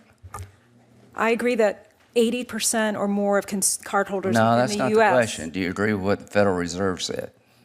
I agree with the fact that rewards are widely No, it's a simple available. question. Do you agree with what the Federal Reserve analysis was? I haven't seen that particular Well, you need to look at it. So here's my deal. I'm very open-minded to a solution. I generally like competition, except when they're monopolies. The whole idea of regulation is to make sure that in a capitalist society, water is in the bank. It doesn't overflow. I don't know exactly how I'm going to come out, but you're having a hard time convincing me that the fees here are set to the advantage of the consumer. Thanks. Thanks, Senator Graham. Senator Coons. Thank you, Chairman Durbin and Ranking Member Graham, for convening this hearing today. It concerns a fairly technical set of issues that most people don't really have visibility into how it impacts them. They just swipe or tap or purchase and move on.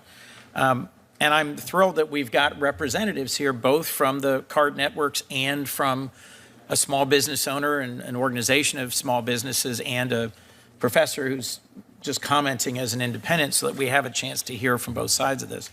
As a senator, I've heard a lot from both sides of this. My dry cleaner, small business owner, every single time I drop off my dry cleaning says, can't you do more about these swipe fees? And yet the building next door to him is full of people whose business is preventing fraud and working for credit card issuing banks, large and small. It's no mystery I'm from a state that issues a whole lot of credit cards. But I have heard a lot from my constituents, from restaurateurs to small business owners to dry cleaners to a bookstore owner, concerned about these fees and what the impact is. So I'd like to just get into one core assertion that was made, that, as Mr. Sheedy said, there is competition, a significant amount of competition.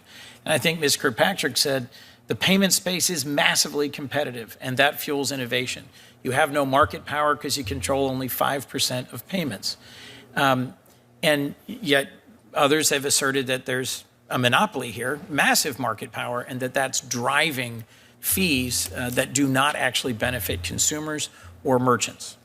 Do I get that essentially right?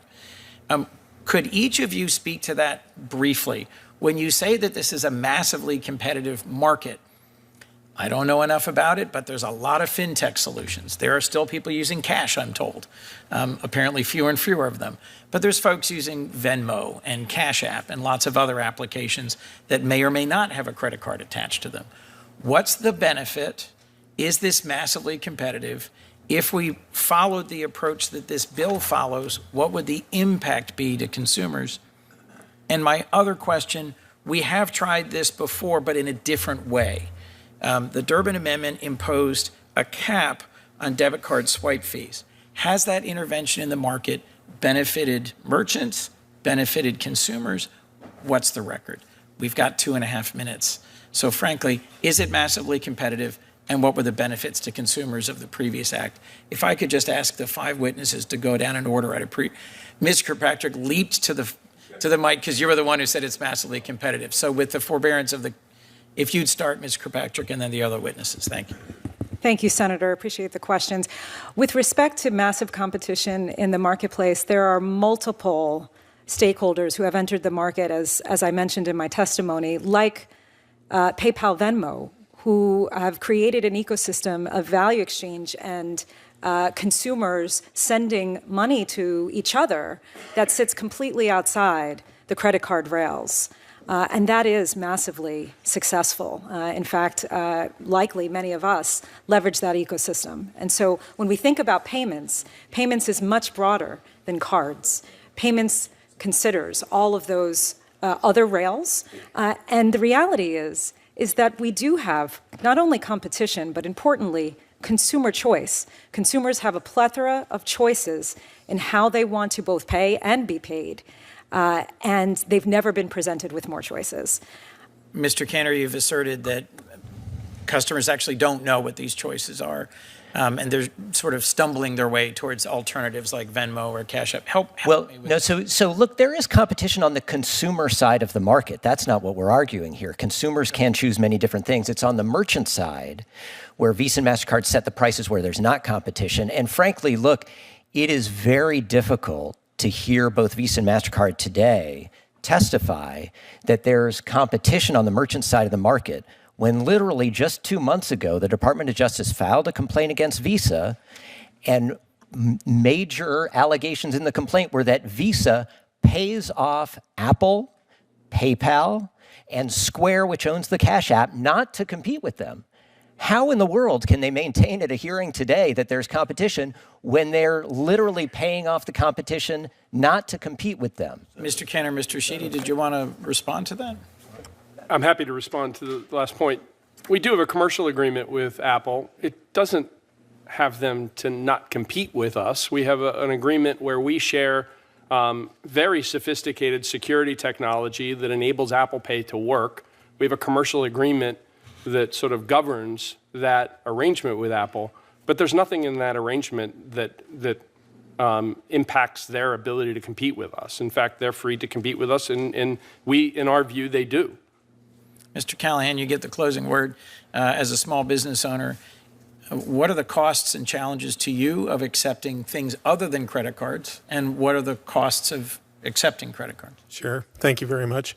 Some of the challenges are rather legal and pragmatic. We operate in New York State. We are not allowed to charge a surcharge to pass that along to consumers. We eat it as a business. So that's one thing. The other part of what we do as a business is, in business, you can compete on price, you can compete on quality, you can compete on service. We're unlikely to ever compete on price. And so passing along these fees to consumers is going to make that even more difficult.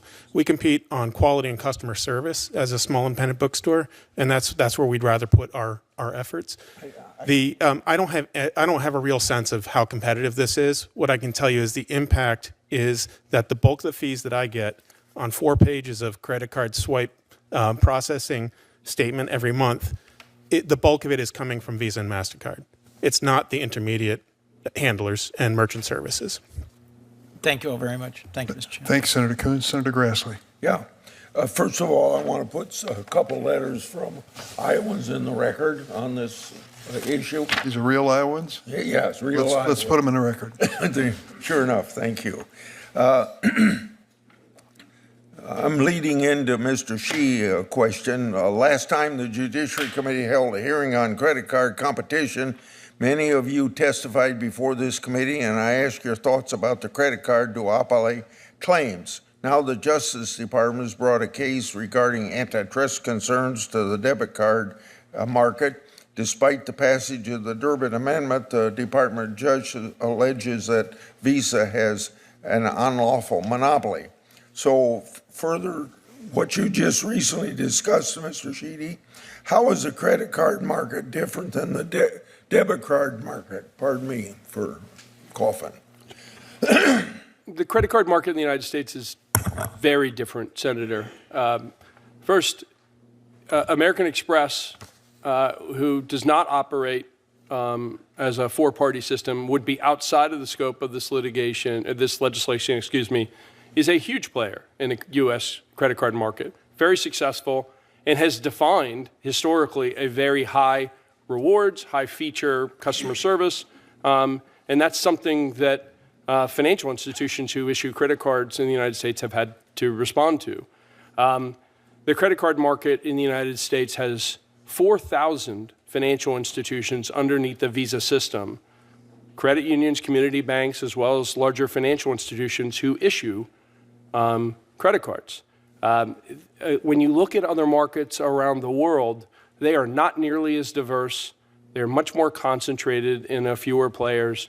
And so I think drawing analogies between what happened outside the United States with interchange regulation and how consumers in the United States would be impacted by this legislation, I think is concerning to us.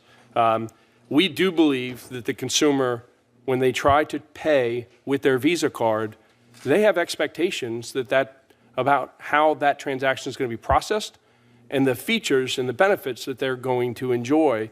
And we feel that those benefits and that choice should remain from the consumer. This legislation would hand that to the merchant.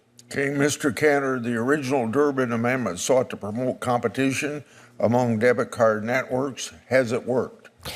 It has. Now, there are some problems with it because, as the Department of Justice has alleged, Visa has tried to evade that law and caused antitrust violations in the process. But it has worked. Fees have been lower. Several studies, including the ones cited by the credit card industry to say consumers haven't benefited, show that consumers have benefited. Happy to have everybody read the studies that they cite as well as the ones we do. The one they cite from the University of Pennsylvania Law Review shows 53% direct pass-through immediately to consumers and lower price. The one we cite, and Roger Alford cited to a study, 70% pass-through. And frankly, the rest is taken up in paying employees more and competing on service and the things that Chris Callahan just talked about. Profit margins for retailers did not go up one iota. In fact, in grocery, they went down. So it's been much better for consumers. And I think this whole discussion of rewards, having a few of the numbers is really key here. And let's just understand, on credit cards, Senator Marshall went through some of this, but from consumers, the banks that issue credit cards get $125 billion a year in interest and fees, $125 billion. From merchants, they get $172 billion a year in swipe fees. Only $41 billion gets paid in rewards each year on $300 billion in revenue.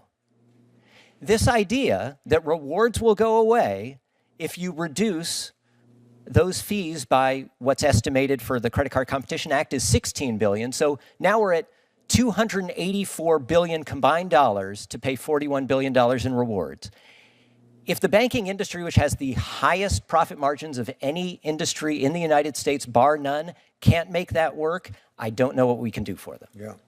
My time's about up, so I got a question. It's going to take 5 minutes to get an answer, so I'm going to submit it for answer in writing, but I'd appreciate if it was for all of you to respond to. Thank you, Senator Grassley. Senator Klobuchar. Thank you, Mr. Chairman. Senator Grassley, direct as usual. Thank you. I'll start out with you, Mr. Cantor. Last time we discussed this topic in the committee, you agreed we needed more antitrust enforcement in the area. It is actually fitting that Senator Grassley and I are both here because he and I worked very hard for years and years to pass our bill to change the merger fees to charge less on small mergers, more on big ones. We finally passed that through the Senate. I think we're finally seeing the fruition of some of this to our agencies. However, we want to make sure that we keep the pressure on as a new administration starts, that this has been a bipartisan effort beyond the topic of this hearing. Since then, we've seen the Justice Department suing Visa for the monopolization of debit card network services. The FTC entered a consent decree with MasterCard, not to mention a pending settlement in a private antitrust lawsuit. How has the increased enforcement benefited merchants and consumers? What areas do you believe that enforcers, as we go into a new administration, need to focus on? Thank you, Senator. And first of all, thank you for your thought leadership on these antitrust issues. It's incredibly helpful across a range of things. Enforcement has helped. Certainly the FTC's action with MasterCard has been helpful. And it's not the first time they've had to weigh in on this. There were issues with Visa and MasterCard and the point of sale providers getting in the way of competition on debit cards as well. We very much welcome the Department of Justice suit against Visa. Obviously, that has to play out. We'll see where that goes. But I think what's telling here is that the DOJ lawsuit is only on debit cards, even though Wall Street Journal story just after that came out shows much of similar behavior applies to credit cards as well. The problem is, on credit cards, there's no underlying competitive dynamic or law that creates some competitive market economics here. We need that. That's why we need this bill, is so that the enforcers can do their job like they're doing on debit cards. Thank you very much. Professor Alford, when you served in the Justice Department's Antitrust Division, the Supreme Court created new rules in the Ohio v. American Express case, dictating how antitrust enforcers must evaluate two-sided markets. If you could quickly answer, because I have one other question, how has this decision affected the ability of antitrust enforcers to deter anti-competitive conduct in two-sided platform markets? Yeah, two-sided platform markets. Thank you for your question. Two-sided platform markets are basically where there's a simultaneous transaction that happens in which the fee happens and it affects both the merchant and the buyer at the same time. As a result of that decision, now there's been incredible difficulty about market definitions, and it's much more difficult now to determine what the market definitions are for antitrust cases. And therefore, that's been a difficult issue with respect to how to enforce anti-competitive conduct with respect to these credit card companies. Okay, thank you. I'll follow up in writing. I recently introduced a bill, the Preventing Algorithmic Collusion Act, to ensure that middlemen do not use algorithms to circumvent our price-fixing laws to raise prices, such as coordinating rent hikes among landlords. While credit card networks do not collect interchange fees, they do set the interchange fee charged by issuing banks to most merchants. Mr. Sheedy, can you elaborate on how the fees are determined and the considerations involved in the process? And do you use algorithms that process data derived from issuing banks? The first question, the factors that we bring into interchange is really all facets of the business. We start with understanding the competitive environment. We would like for the card to be accepted as broadly as it can be accepted. The the merchant point of view is very important and a huge part of how Visa has positioned itself historically as being accepted in more locations. There's a big part of how we think about interchange fees in terms of encouraging the adoption of new technology. So we create incentives in the fee structure.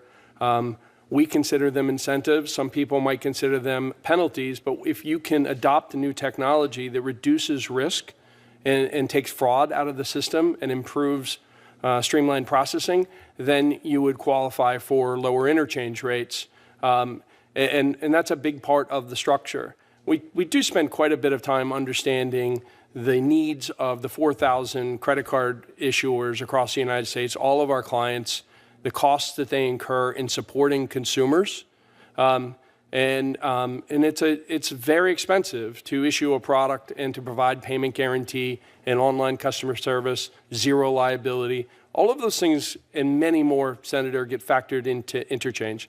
I don't want to go on too far there because I want to get to the second part of your question, which is algorithms. We've invested significantly in the sophistication of our algorithms, AI included, and they are squarely and wholly focused on reducing fraud and addressing cyber risk in the system, which we've done very effectively.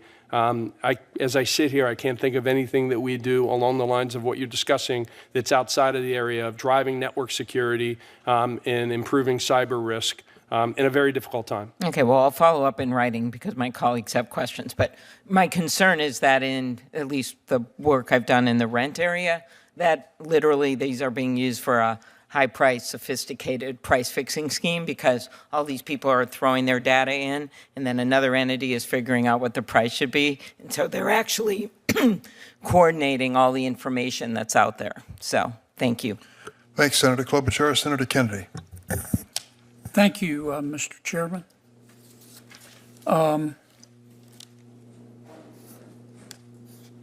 Mr. Sheedy, you are senior advisor to the Visa CEO? Yes, sir. The Visa CEO was too busy to come today? He had a conflict, Senator. He knows that I enjoyed speaking with this committee 2 years ago and that I was looking forward to coming back, but he unfortunately was not able to be here today. What was his conflict? I honestly don't know what his conflict was, but I know he was unable to be here today. But it was more important that he be somewhere else than here. He was unable to be here today. He sends his regards. Send them right back to him. All right. Look, I don't, if we had to vote on this bill today, I don't know how I would vote. But I want to thank the chairman for calling this hearing. I've learned a lot today. I've just got a couple of questions and then an observation. Professor, you seem to be fairly objective here. Congress capped the fees on debit cards. Is that correct? That's correct. For certain transactions, yes.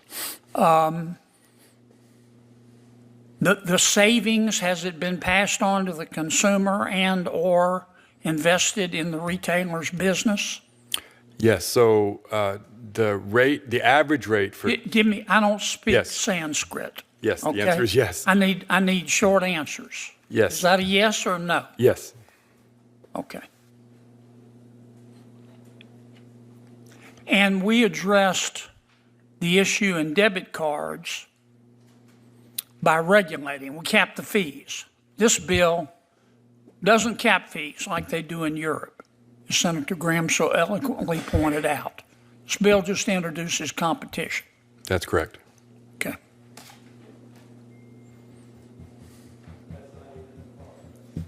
All right, I really came today to watch Senator Hawley and to learn. But here's my observation. I'm going to cede my time to Senator Hawley. Let me just say this to all of you, but particularly our friends at Visa and MasterCard, and I mean it. I don't know how I would vote if this bill came up today. Visa and MasterCard and the folks, the retailers, need to sit down and work this out. You need to sit down and work this out. Because if you don't, Congress is going to do something. I'm not sure what we're going to do. But Visa and MasterCard, when we get through with you, you could end up looking like either the post office or the Dallas Cowboys. I'm not sure we'll get it right. And I'm not a big fan of the European model. That we're seeing the cost right now in Europe of their penchant for regulation. But what I do care is the fact that the high prices in this country are gutting the American people like a fish. And we're trying to address it. And my strong advice to you is to sit down and try to work this out and come up with a solution that's fair for the consumer, fair for the retailer, but also respects Visa and MasterCard. You're two great companies, and I appreciate that. But something's not adding up here. And next time, Mr. Sheedy, it's wonderful to see you. Ask your CEO to come. I know he's a busy, important man, but ask him to come. Thank you, Senator Kennedy. Senator Rono. Thank you, Mr. Chairman. I don't think it is the easiest thing to figure out how competition even enters the marketplace in terms of these kinds of fees. And I would think that the larger retailers, maybe somebody can answer this question, are larger retailers able to negotiate with MasterCard and Visa on the fees charged? So I will tell you, Senator, that only a tiny number in special circumstances can, short of suing them and settling a lawsuit. But for example, Costco, because they're a club a retailer where people pay them in advance for the privilege of shopping there, they can do different things than most. But even the largest have this same problem.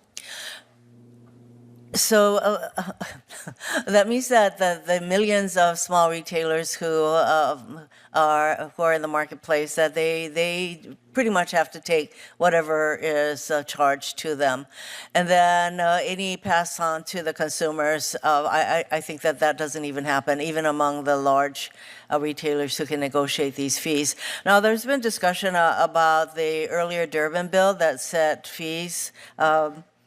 Caps on debit card fees. Why don't we just talk about setting caps on other charge cards?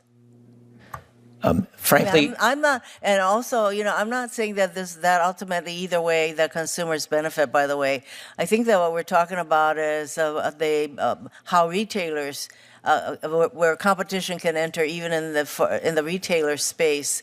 So why aren't we talking about setting caps on regular charge cards and not just debit cards? So the feedback we've heard from members of Congress is that they like taking this competitive approach first. We think it's the lightest regulatory touch to help deal with this problem. Obviously, there's lots of our members who would love for there to be caps like there are in Europe. But as a practical matter, we think this is the best approach at this time to make some progress. We trust the market to work out if we have that actual competition. If the cards are as valuable as Visa and MasterCard say, the price could go up. But we have faith that the market economics will work here. Well, there are a lot of markets where competition doesn't exactly work. Would you agree? There are, when there are market failures, like in this one today, absolutely. So, and even if we were to do this, then are consumers benefited ultimately? They only benefit if the lower fees are somehow resulting in lower product prices. And there's absolutely nothing in this bill that would require any kind of pass-through. We've seen the experience where with 3% profit margins at retail that did not go up post-Durbin Amendment, there was not any more profit taken at all, that 70% of those savings went directly to consumers. As I said, even the study that the credit card industry cites to say consumers didn't benefit, on the numbers says 53% of the savings went directly to consumers. So there's no doubt consumers are saving. There's just a question of how much. There's another study from the Richmond Fed that showed that that more than 15 times as many merchants increased prices after the debit caps went into place than lowered their prices. So I think the research on this is not clear, that putting in caps on interchange benefits merchants, benefits consumers. It definitely benefits merchants, and in some instances, they've not only have not passed on the benefit, but they've increased prices. I do think that there is a concern here about the impact on consumers. Yeah, and I would say that the discussion leads me to conclude that benefit to consumers is not what the results will be, but there is definitely benefit to retailers who will then either have a cap applied or, in this case, creating some options. And I'm just not sure that there's that much clarity as to how we're going about things. Thank you, Mr. Chairman. Thank you, Senator Rona. Senator Blackburn. Thank you, Mr. Chairman, and thank you all. What an interesting hearing. And I appreciate that you all would take the time to be here. Mr. Callahan, I want to come to you first.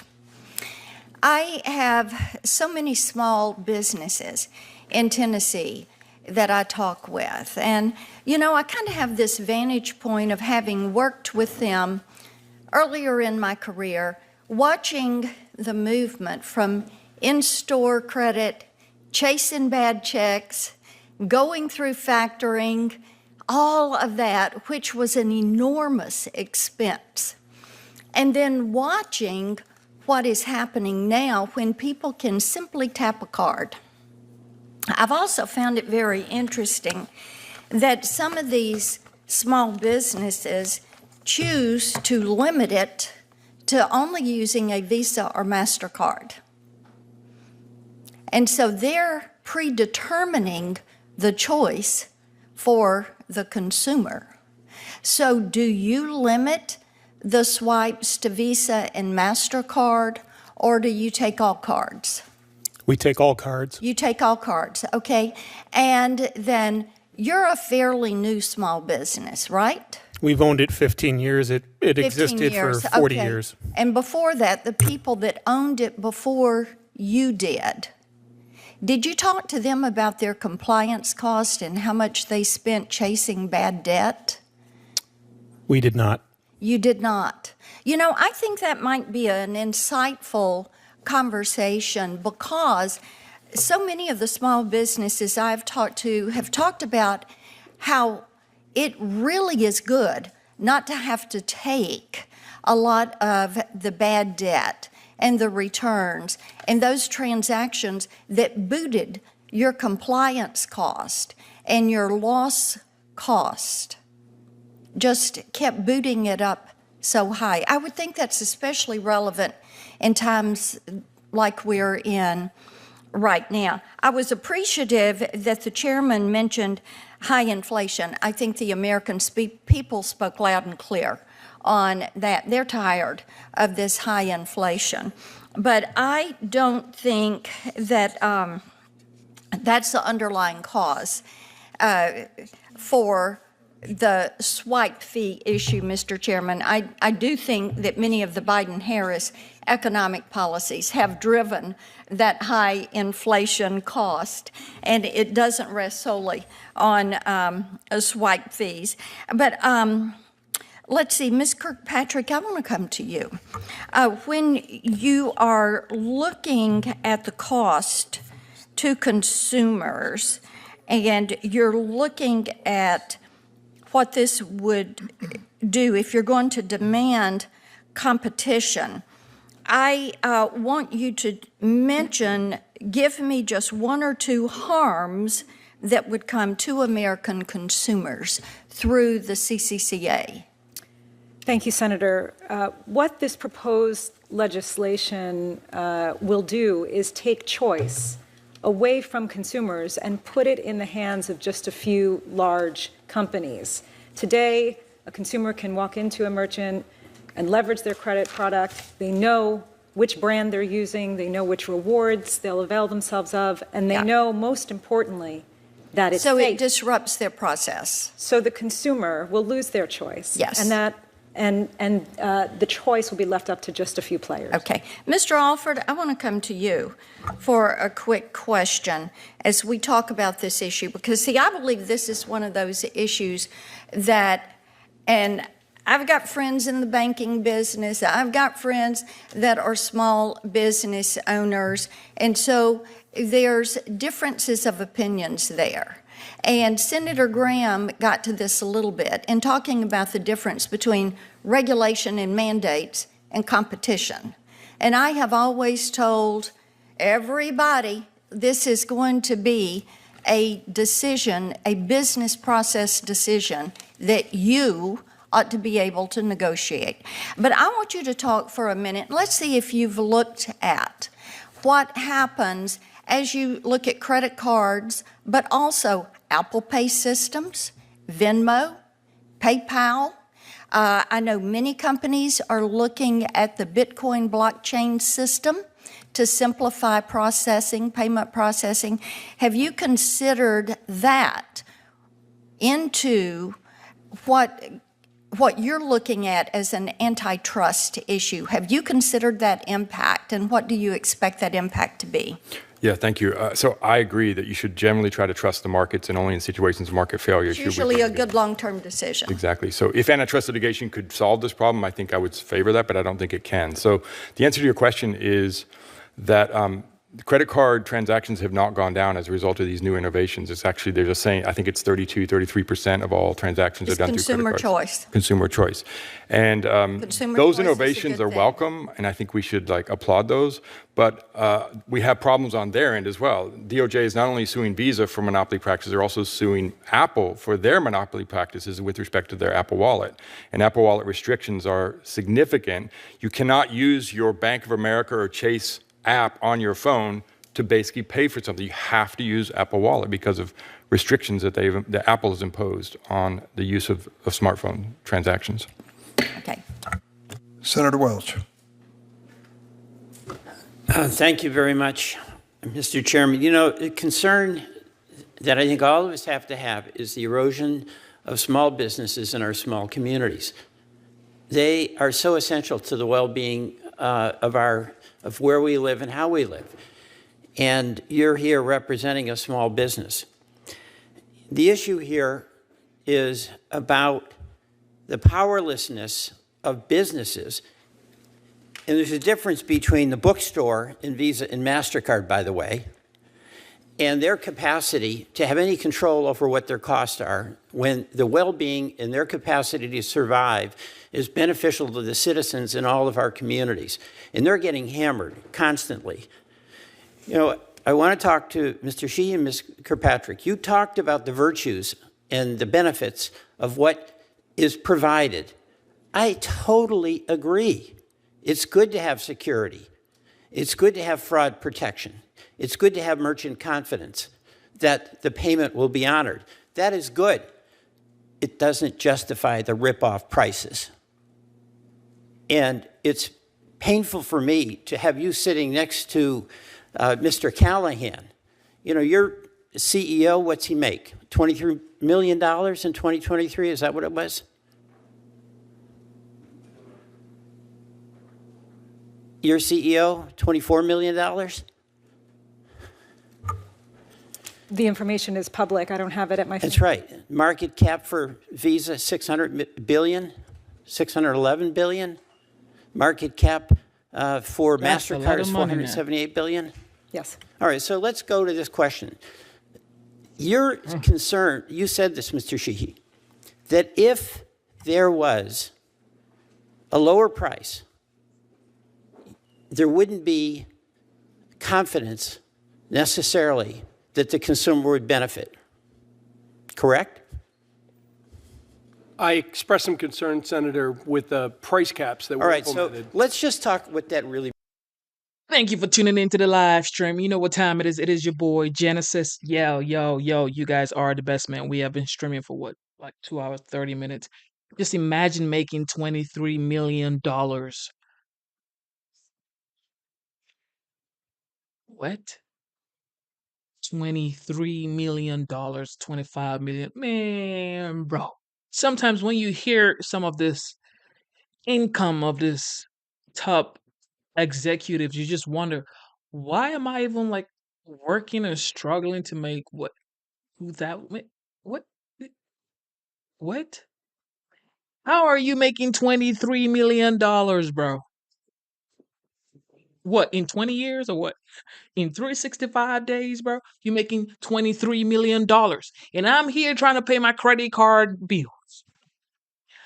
Trying to pay my bills.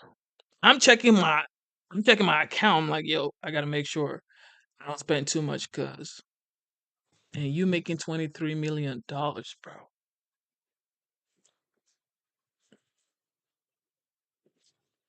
Man, you guys, you know, I mean,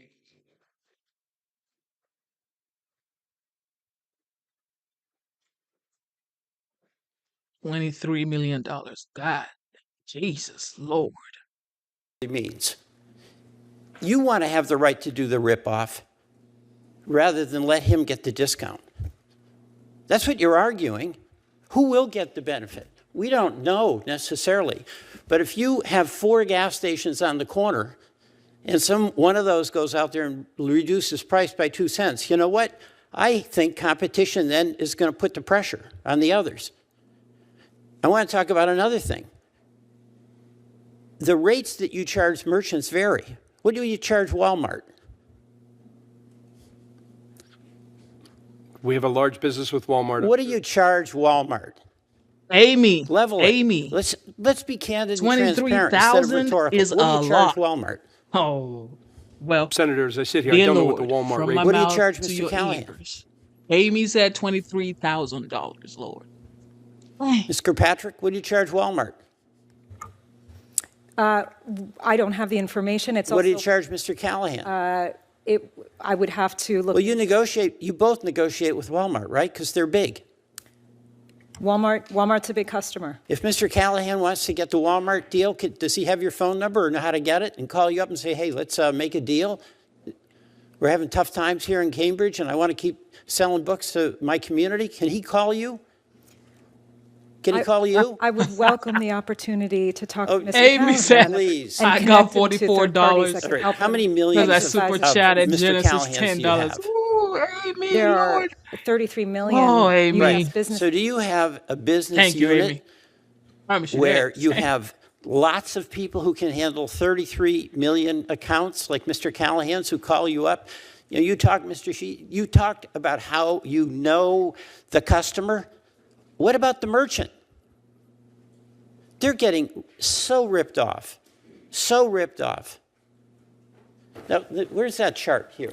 You know, this is another issue. 0.3% in-person cap in the EU, right? Visa does business, right, in the EU? Yes.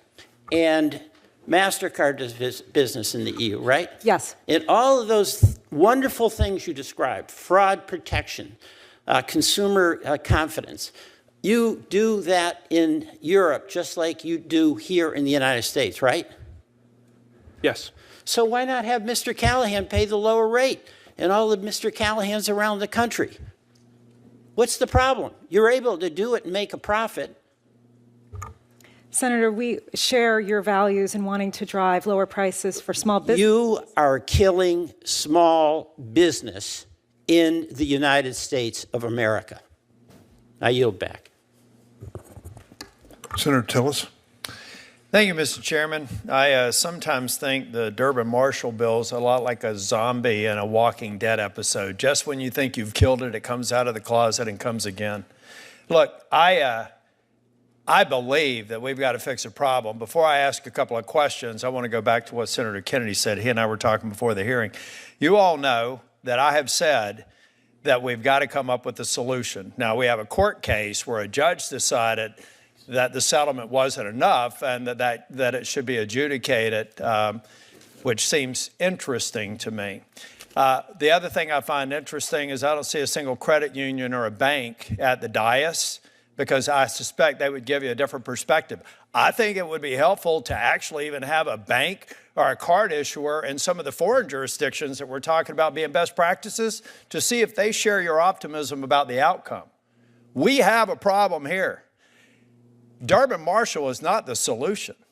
It will create more problems, and I'm very sensitive to small businesses. I have said to many people, some of them are in this room today, that you've got a Congress and a half to solve this problem, in my estimation. I don't have a whole lot of skills here, but counting votes and observing trends is one of them. This Durbin Marshall bill is not going to pass in this Congress. I think anybody realistic knows that. We've only got 1.5 Scaramucci's of legislative days before we're out of Congress. So it's not going to happen. This is a good hearing. We're exchanging information. What I hope that we do here is recognize that small businesses have a legitimate concern. I will also say that every single one of those small businesses could take their swipe machine and throw it in the trash if they didn't think that they weren't getting added value for it. Fair statement? So why don't we actually work on something that's not disruptive and doesn't repeat the mistakes? Thank you for tuning into the live stream one more time. You guys are the best. Yo, I just want to shout Amy Wagner out one more time. It says 32 more months and her house is hers. Love you too, Amy. Thank you so much for tuning in. Thank you, thank you, thank you. And congratulations on your home, man. Congratulations on your home. And this is what I like to hear. Good news, because for the past 4 years, it's been one news or the other, okay? And now this beautiful woman, Amy, says 32 more months and she's going to have her own spot, which is outright fully paid for. Man, that's a good news, guys. That's a good news. Okay, guys, thank you for tuning in. If you have credit card debt, because I know you got credit card debt, don't cap, bro. You got credit card debt, because I do. Okay, I have credit card debt, and that's why I was trimming this right here. Okay, I have credit card debt because you say I'm never gonna use this credit card anymore. I'm gonna slice it up. And then you slice it up, and guess what you do? You go on your app and you get the virtual credit card numbers. Because you got it. Bro, what you thought you weren't going to use your credit card anymore? You know you were going to use your credit card. Bro, you knew you were going to use your credit card. So you get a virtual number for your credit card, and then you use that. You can never make this up, bro. Of other countries who have made mistakes. They have seen measurable negative impacts as a result of the overreach. This is not that hard, folks. Now, I will say to the industry, if you don't figure that out and make sure that small businesses aren't coming to this hearing and say, we've got something that's sustainable and acceptable, then you're going to get Durbin Marshall in about, I don't know, I would estimate 1.5 to 2.5 years. If not the next Congress, the Congress after. But I, for one, think that the credit card issuer, if I'm not mistaken, Visa, MasterCard gets about 10% of the exchange fees, about 80, 90% ultimately goes to the bank and other players in the exchange. Is that roughly correct? Senator, the interchange fees we're referring to here today go 100% to the banks. Okay. Now, I got a real quick question for you. If I were to search for a breakdown, this is a Michael, what's yes, going no, on over there, bro? and I mean literally yes, no question for Visa, MasterCard. If I were to search for a breakdown of processing and interchange fees for your companies, Visa, MasterCard, would I be able to find that information online? Yes. Yes, multiple sources. Do all of your competitors also post this information? All but one, notably Discovery. I don't know where they're headquartered. While I understand the difference between 3- and 4-party payment models, does CCCA cover both types of payment systems? No. Oh, interesting. So not all of the companies, let me put it a different way. Not all competitors would not be covered. Double negative. I believe the answer is yes. Yeah, okay. Correct. So to summarize, as Visa and MasterCard, your current competitors, one, do not publicly post their interchange fees, right? You all do. They don't. Why wouldn't they not be subject to the same policy we're talking about here? Why would we find a way to take an Amex and Discover and put them in whatever regimen? I mean, would you agree that if we're going to come out with something like this, that there is a valid argument to say that everybody needs to be invited to the party? Given that our market share is largely in line with American Express's, I would agree with that. Okay, close to a yes. Senator. We have other concerns with the legislation, Senator, but I agree with your point. All right. Look, I'm going to, Mr. Chair, I'd seek unanimous consent that I put a number of articles into the record that discuss the experiences in other jurisdictions that have made the mistake of going in the direction of Durbin Marshall. I'd like unanimous consent to submit to the record. The Zombie Caucus gives unanimous consent. Thank you, sir. Folks, it's serious, all seriousness. I want small business owners over the next 24 months to come in here and say, we'd always like more, but we got a fair deal. If that happens, then this goes away, the zombie stays in the closet. If it doesn't, you're going to lose. And frankly, I hate to say this, but I don't really care. Visa and MasterCard have to figure out how to be successful businesses. I'm trying to come up with an outcome that solves the problem of the consumers and solves the problem of small businesses. And I believe that you all want to do the same. Get in a room and solve it, because I'll guarantee you the solution coming from Congress will not be good for anyone. Thank you, Mr. Chair. Senator Hawley. Thank you, Mr. Chairman. Just on that point about Visa and MasterCard being successful businesses, I think you figured it out, haven't you? I mean, what's your profit margin, Mr. Patrick? It's circa 50%. Mr. Sheedy? Slightly higher. It's higher than 50% profit margin? Slightly higher than MasterCard, yes. Yeah, that's incredible. 50% profit margin. I mean, that's absolutely unbelievable. What's the answer to the Walmart question, by the way, that Senator Welch posed to you? What's Walmart's interchange fee that you negotiate with them? I don't have it with me today. You don't have any idea whatsoever? Is it higher or lower than 2.5%? Walmart negotiates their rates based on the business that they do with us. Meaning they're big, they're really big, they're gigantic, so they get a better deal than Mr. Callahan or most small businesses in Missouri. Is that what you're telling me? Yes, Senator, we have volume discounts that we offer to some merchants. I suspect Walmart is one of them. And I don't believe that it's commercially unreasonable to get an arrangement where, in exchange for more volume, a merchant can qualify for lower rates? Well, I'm sure it's not commercially unreasonable for Walmart, or certainly it's in their financial interest and in yours, but I doubt it's in Mr. Callahan's financial interest. And my question to you, Mr. Callahan, is when you've got Walmart and other major competitors getting charged much less than you are, why in the world would you stick with these guys? I mean, why is it that small businesses continue to use Visa and MasterCard when you're getting charged so much more? It's in my opinion, it's a matter of convenience for the customer, and customers matter to our business. Maybe is it because that Visa and MasterCard are effectively monopolies? They control 80% of the market. Certainly part of the 80% of the market. I'm just having a hard time understanding, Mr. Sheedy and Mr. Patrick. You have a business model. You're making over 50% profit margin. You are able to give the shaft to small businesses. Estimated cost to Missouri businesses from these fees is $1.5 billion. That's with a B, billion dollars a year. Why aren't all of these businesses running away from this model? Because they don't have a choice, because you control so much of the market. This is classic monopolistic behavior, and yet your testimony here today is you don't want any competition. You have 80% of the market, but you don't want any more competition. I'm having a hard time finding that position defensible, let alone sympathetic. I mean, it's unbelievable the amount of money that you're making. It's unbelievable what you're charging small businesses and consumers, and yet your testimony is, please, we can't possibly have any competition. I mean, Let's talk about what you're doing to consumers who hold your cards.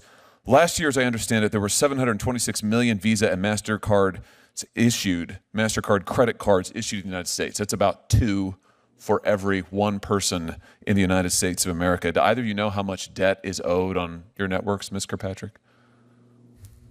We're not the bank, so we don't have visibility into that information. We also don't idea. generate revenue from interchange. Oh, okay, you have no idea. Mr. Sheedy, do you know? I don't know. Well, let me help you out. Let's have a look. It's $1.17 trillion. $1.17 trillion is what consumers now owe on your credit card networks. Do either of you know what the average interest rate is on your networks? Mr. Kirkpatrick? Oh, Senator, we're not the bank. We don't set the interchange. I know, we don't but you set the benefit rates. from it, and you know. Do you know what it is? This is your business model. We Do you don't collect you know, revenue Mr. from Mr. interest Sheedy, rates. do you know? What? I don't, Senator. I mean, do either of you read the newspaper? Forbes What? magazine just estimated last week that the average credit card APR in your networks is 28.75%. Average. 29%, let's call it. 29%. It's nearly doubled in the last 4 years. That is astounding, absolutely astounding. And you just testified a second ago that you've got more than 50% profit margin, and yet your testimony here today is you can't possibly survive if there's any competition. How can that be true? How can that be true? You've got debt like we've never seen before in American history. Your profit margins are as higher than they've ever been. You have 80% of the relevant market in the credit card interchange fees that we're talking about, and yet you couldn't survive if there's any competition?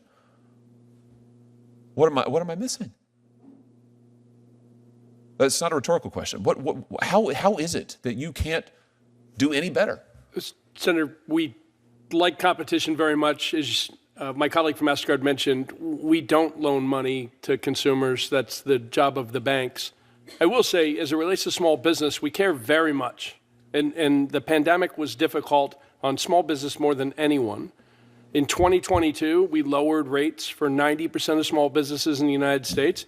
I also think that many of the security and the digital features that have been put in the network help small business. Wait a minute, but wait a minute. My time is almost expired. I don't mean to interrupt you. I'm sorry to interrupt you, but hold on just a second. You've increased the swipe fees consistently in the last few years. You've raised them, even as your network has expanded, even as your profit margins have gone up. You've raised the swipe fees, and in terms of competition, you are paying competitors not to enter the market.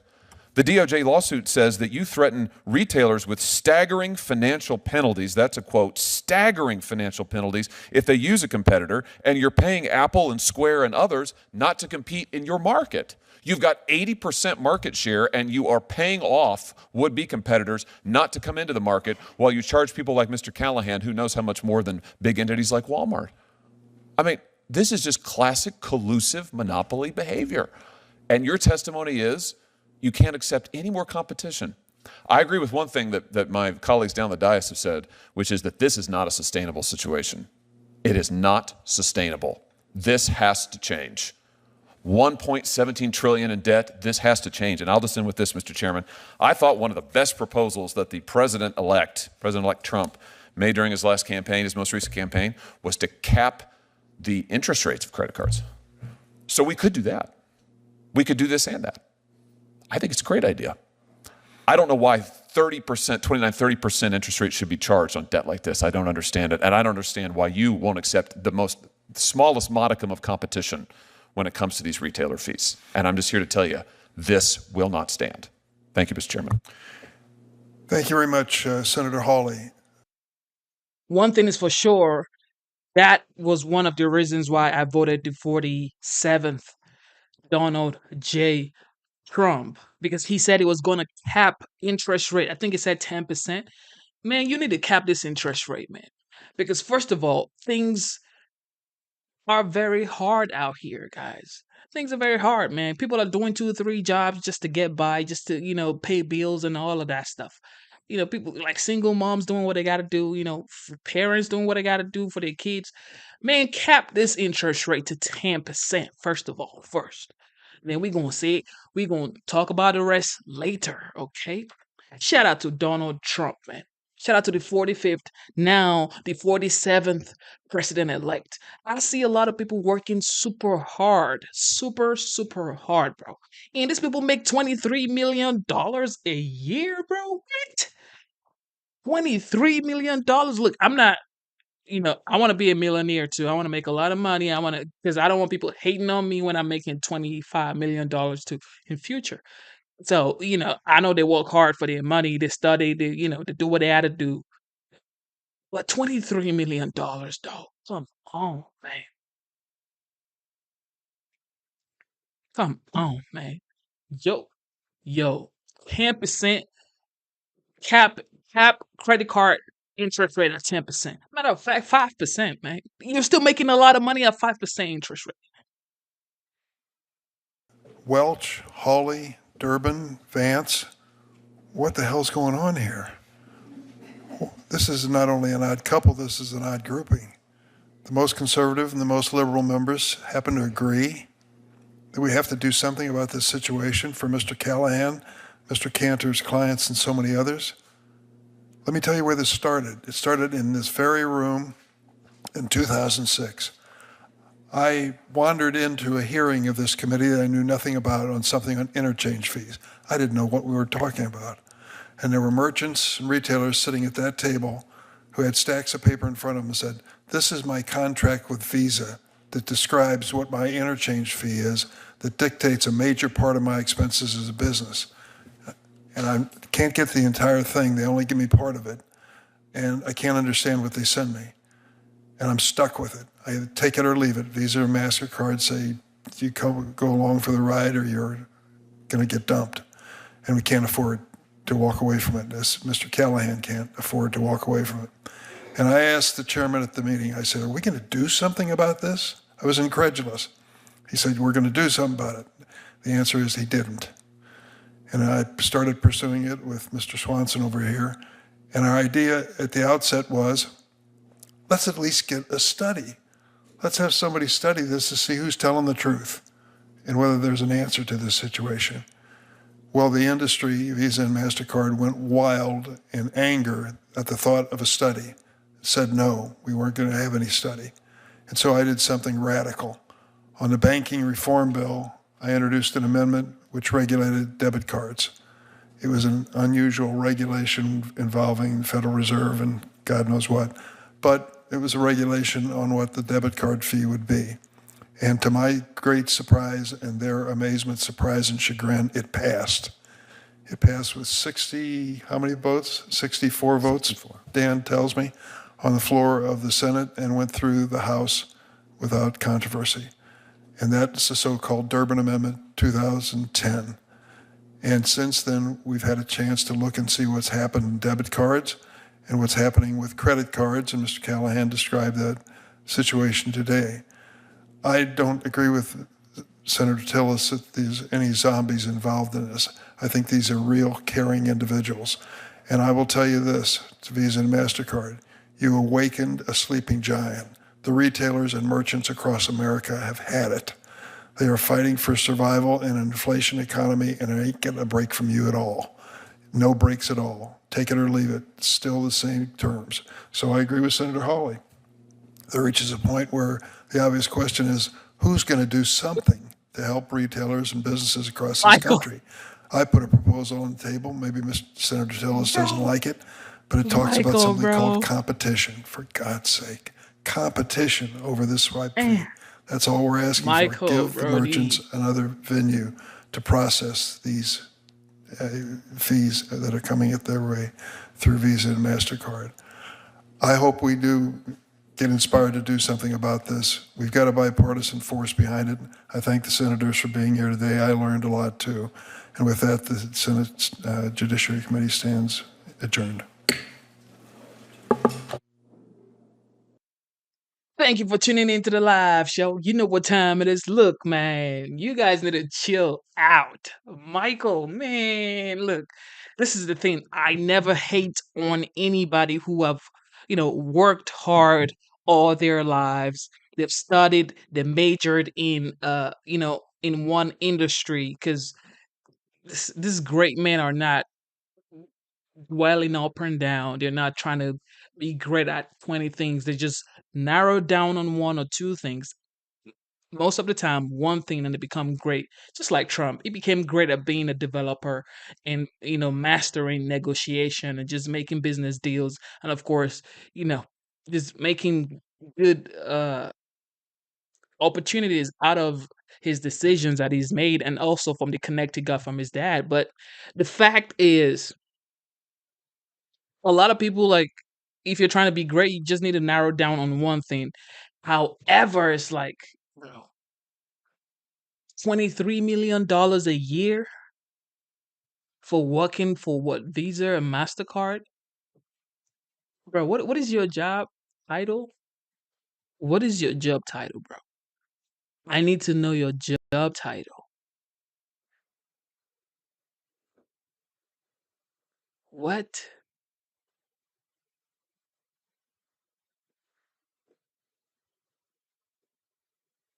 What is your job title, bro?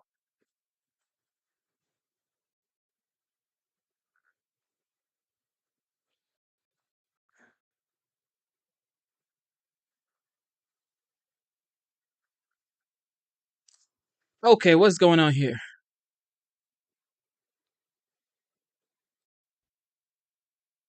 Mm, Man, you guys are the best. One thing is for sure.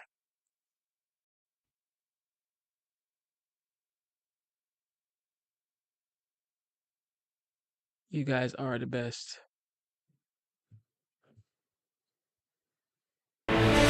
This is CNN Breaking News. We have breaking news coming into CNN right now. The Manhattan District Attorney has agreed to postpone Donald Trump's sentencing in his criminal hush money trial. The president-elect was found guilty of 34 felonies in his case. Like so many things involving the president-elect, this is uncharted territory, with Trump being the first convicted felon elected to the nation's highest office. We're covering this from all angles, and we begin with CNN's Paula Reed. Paula, tell us what you've learned. So we've been waiting for this decision because the question is, what happens to President-elect Trump's sentencing that is scheduled for next week? And here, what we're learning is that the district attorney has made it clear they're going to reject and try to defend against any effort to dismiss this case. But they are open to delaying this sentencing for up to 4 years because they understand that it's going to take time to litigate this issue of the future of this case. So they do not agree to dismiss this case, but while that question is being litigated, they understand that the sentencing has to be paused. So President-elect Trump will not be sentenced next week.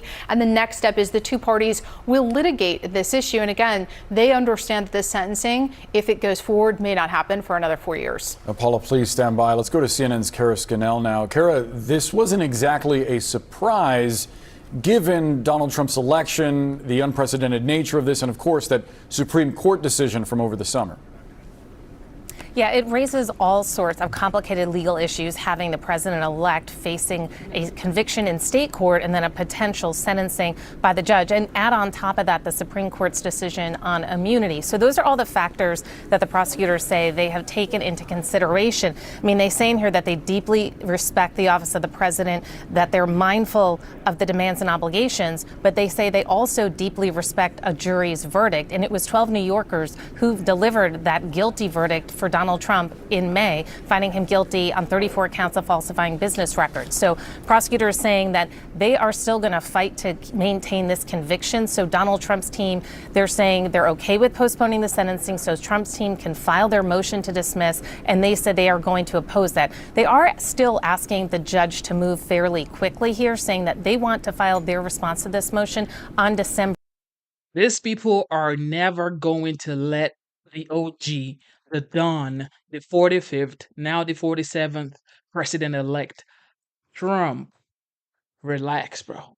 They will never let him chill and just do what he's supposed to do, which is create a better economy, cut off all of this unnecessary spending, secure the border, foreign policy.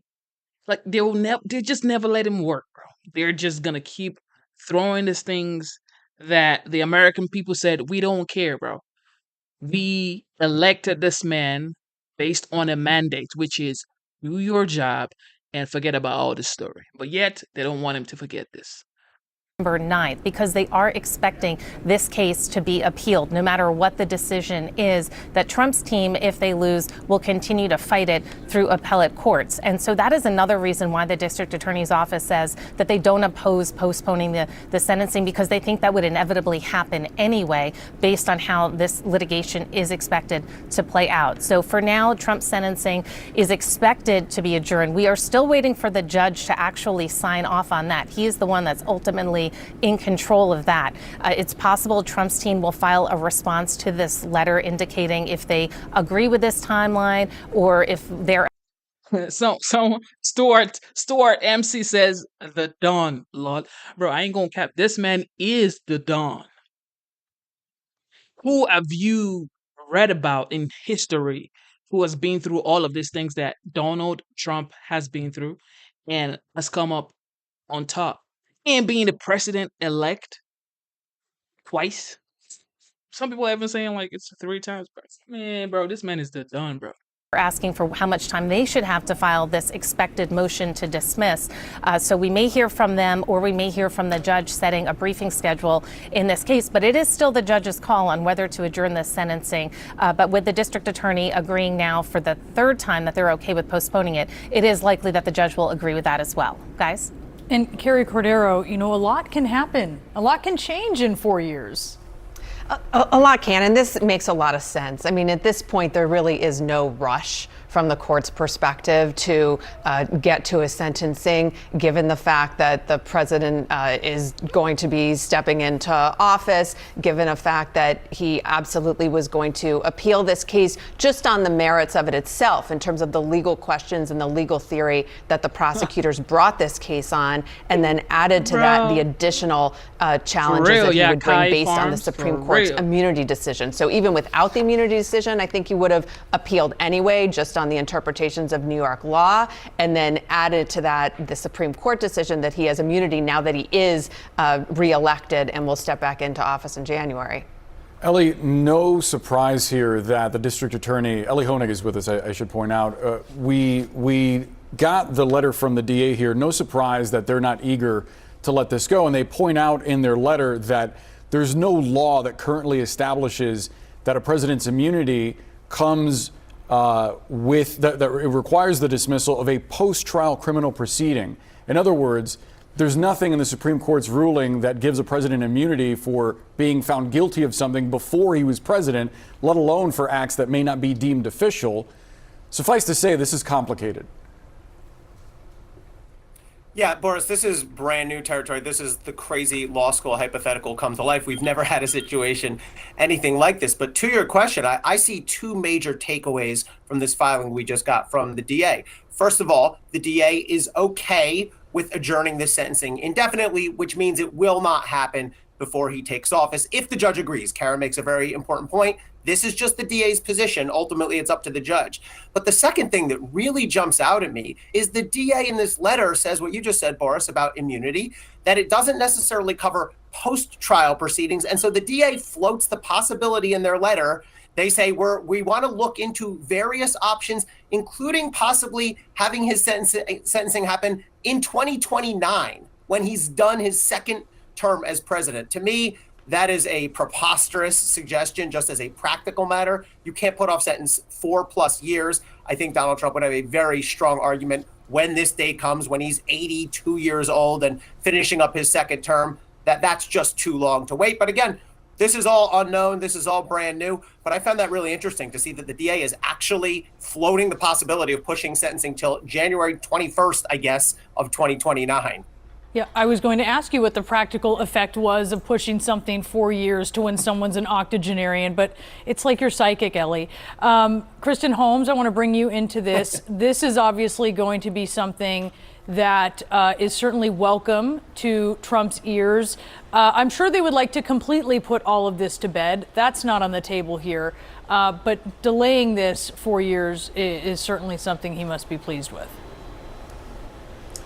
Yeah, and just to piggyback off of what Ellie was just saying, Donald Trump's team believes they do have a strong case that this would not be something that would be feasible to be sentencing in 2029. So they believe that in some ways they have actually won this round. Now, of course, again, I am only talking about how they feel specifically, not exactly what is being said. And this is the statement that they put out. They said, and this comes from Stephen Chung, the spokesperson for Donald Trump, this is a total and definitive victory for President Trump and the American people who elected him in a landslide. The Manhattan DA has conceded that this witch hunt cannot continue.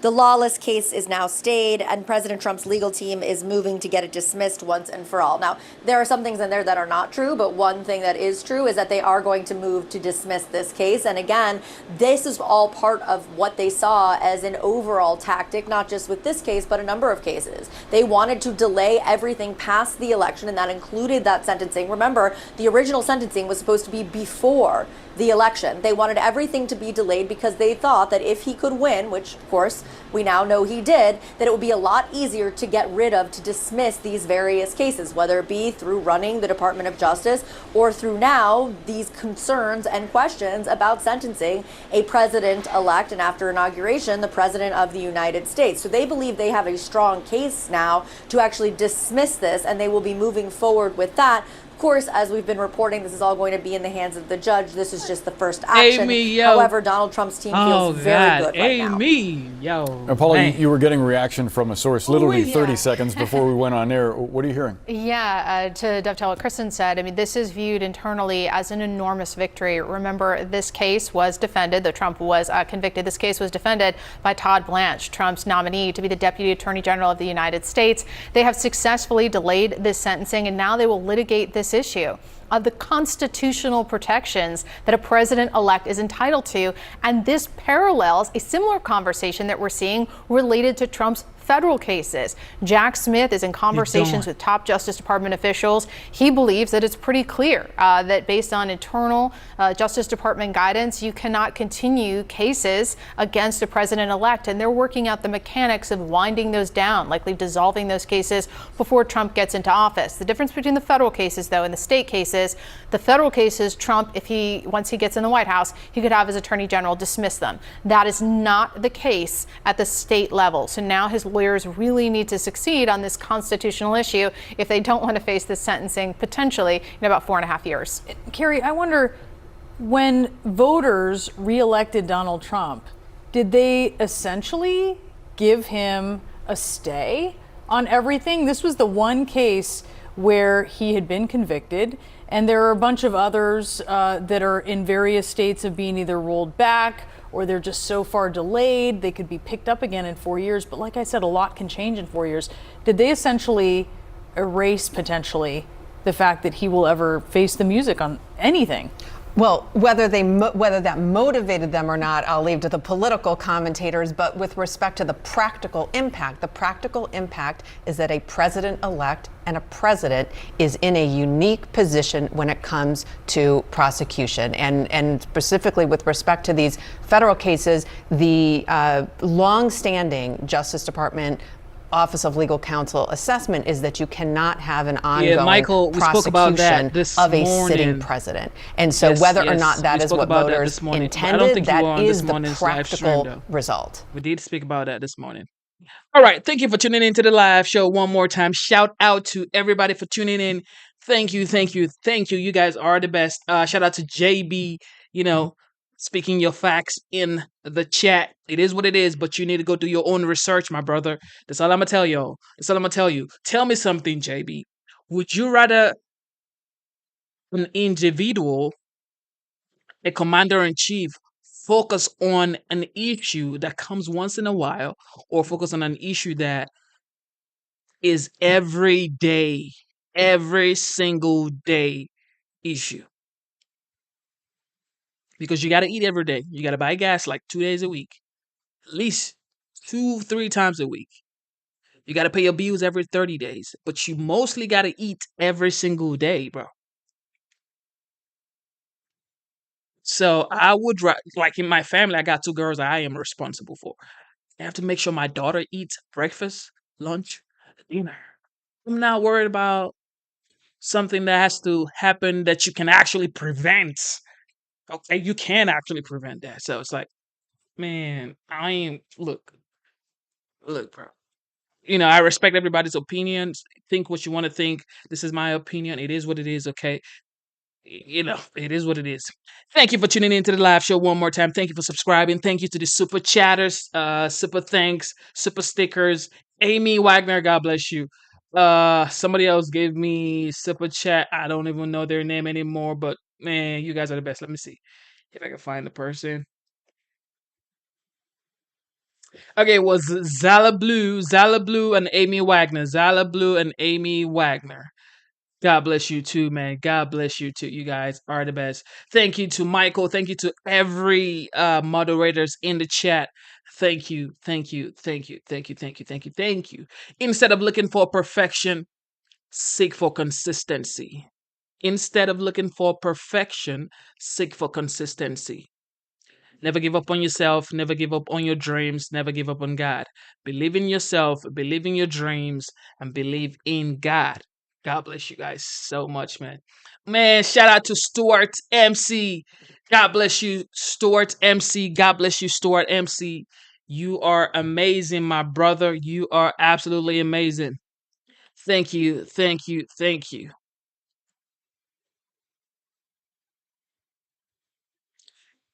You guys, thank you. Thank you. Thank you. And Trump just keeps naming people for secretary. He's named Linda McMahon for Secretary of Education. Yo, Trump isn't wasting any time, man. He wants to get in there on January or in January, uh, well, on January 20th and kick off running. And it's like, there's no time, man. There's no time. He's learned on his first term. Now this is the second term. So I'm just excited. I'm definitely excited. I know this next 4 years is gonna be there's gonna be so much to celebrate. There's gonna be so much to be happy about, and I'm so excited. And I'm just excited that I started this journey with you guys because I wasn't a streamer before. I just started streaming, and I've always loved politics. I've always loved to be involved. Like I've always loved to know what's going on in the country, especially like having the opportunity to become an American citizen. It has been a honor of my life. I had to study, I had to learn. It took me 5 years to become a United States citizen, and I never take it for granted. I would never ever take it for granted because I'm thankful to the United States, grateful to God, and I'm just thankful, man. I am so thankful that I could be useful here. It's like I could be useful here, and it is just an amazing feeling. And you guys are the best. One more time to every veteran in the chat, God bless you. Every veteran in the chat, God bless you, man. God bless you. God bless you. And everybody who did super likes, super stickers, super chat, or eh, you know, for the gifts. Thank you so much. Thank you. Thank you. Thank you. Thank you so much. All right, Genesis is signing out. We're gonna be back today. Well, it's currently 3:28 a.m. and today's date is 20th of November 2024. Christmas is coming, guys. Christmas is coming, guys. Oh my lord. Christmas is coming. Jingle bell. Jingle bell time is coming, yo. I want to get my daughter a dog, a poodle dog for Christmas. But dogs are a lot of, responsibilities, and she's 5 years old. She's already a lot of responsibilities. But let's see how it works. Let's see if Santa is gonna pull up this Christmas and, bring something wonderful through the gate. Man, enjoy yourself. Just enjoy your life because at the end of the day, it's like, what else are you gonna do? Just live life, smile, love your loved ones, hug them, hug your kids, hug your husband, hug your wife. If you're divorced, hug somebody, okay? Hug your friends and family, hug relatives, or co-workers. Just hug somebody, man. Because at the end of the day, it's like, why are we even here, man? Why are we even here, man? As someone said, Michael says, get her a black lab, dude. Black lab, black lab. Let me go check that. Black lab puppies. Okay, this is the deal. I want to get her something that is hypoallergenic because, well, my girl, the first one, not the small one, not the 5-year-old one, the mom is like she's allergic to dogs and all that stuff. So we need hypoallergenic dog.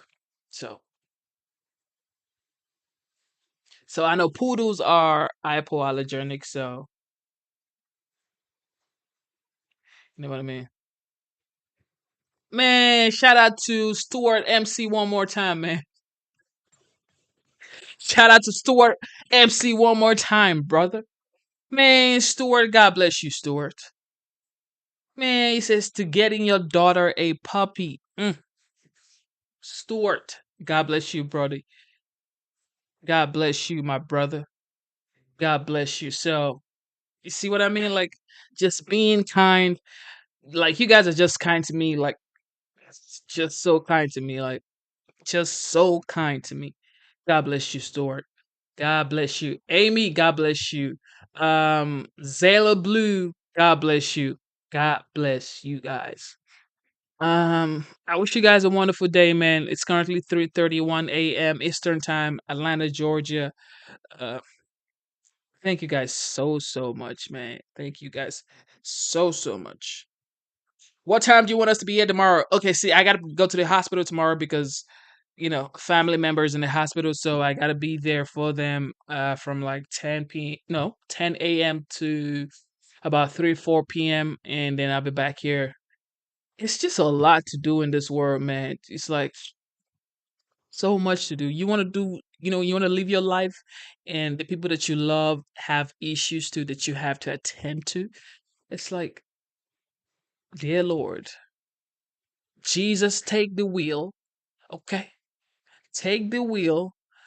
You're trying to make progress, and it's like while you're trying to make progress for yourself and the people that you love, and then the people that you love have some issues, and you still gotta attend to them. But I'm not complaining. I'm grateful. I'm thankful. I'm thankful. Okay, and it is what it is. God bless you guys. God bless you guys. God bless you guys. Don't forget, never give up on yourself. Never give up on your dreams. Never give up on God. Okay? Never. No matter what. Just like the 45th president and the 47th president elect, he never gave up on himself. He never gave up on his dreams. He fought. Like he would always say, fight, fight, fight. He never gave up. Never, ever gave up. He never gave up, guys. That's something you got to realize. He never gave up, and that's why he is the 47th president elect.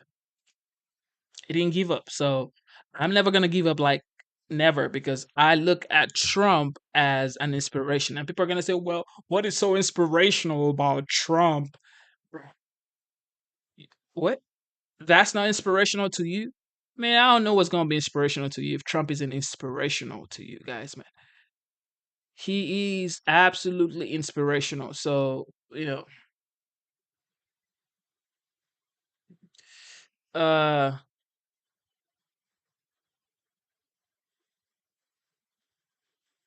Amy says, God bless you and your family. Yes, man. Man, Andy CYR, man. May she rest in peace. It's a lot of things going on in the world.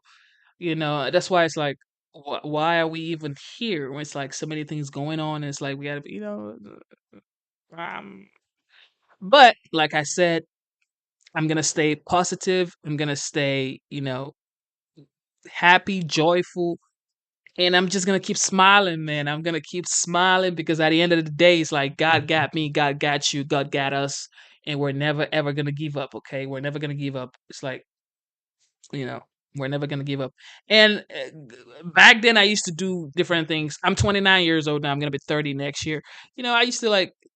Well, I was never big on drinking. I never really drank alcohol like that. I never really was a drinker, but I used to smoke. So I stopped smoking like early this year, like around February, March, and I'm like, because it's like I want to be able to be myself. I don't want to be influenced by some some substance or some things that I don't, you know, like like I don't want that to be my legacy. Or I mean, I don't care about all that stuff, legacy or stuff. Okay, let's forget about that. Okay, I don't want that to be my everyday lifestyle when I got a 5-year-old daughter. So I'm gonna miss all of that time that I'm supposed to be spending with her, with the right mind state, and I'm like absent because I'm on some. Nah, that's not gonna happen. Okay, I'm gonna enjoy my time with my daughter with my full brain capacity and not be influenced by any substance. Okay, that's not what we're finna do.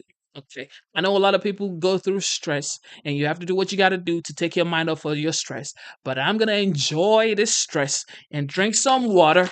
Okay, I'm gonna enjoy this stress and drink some water and let God do the rest. Because at the end of the day, it's like,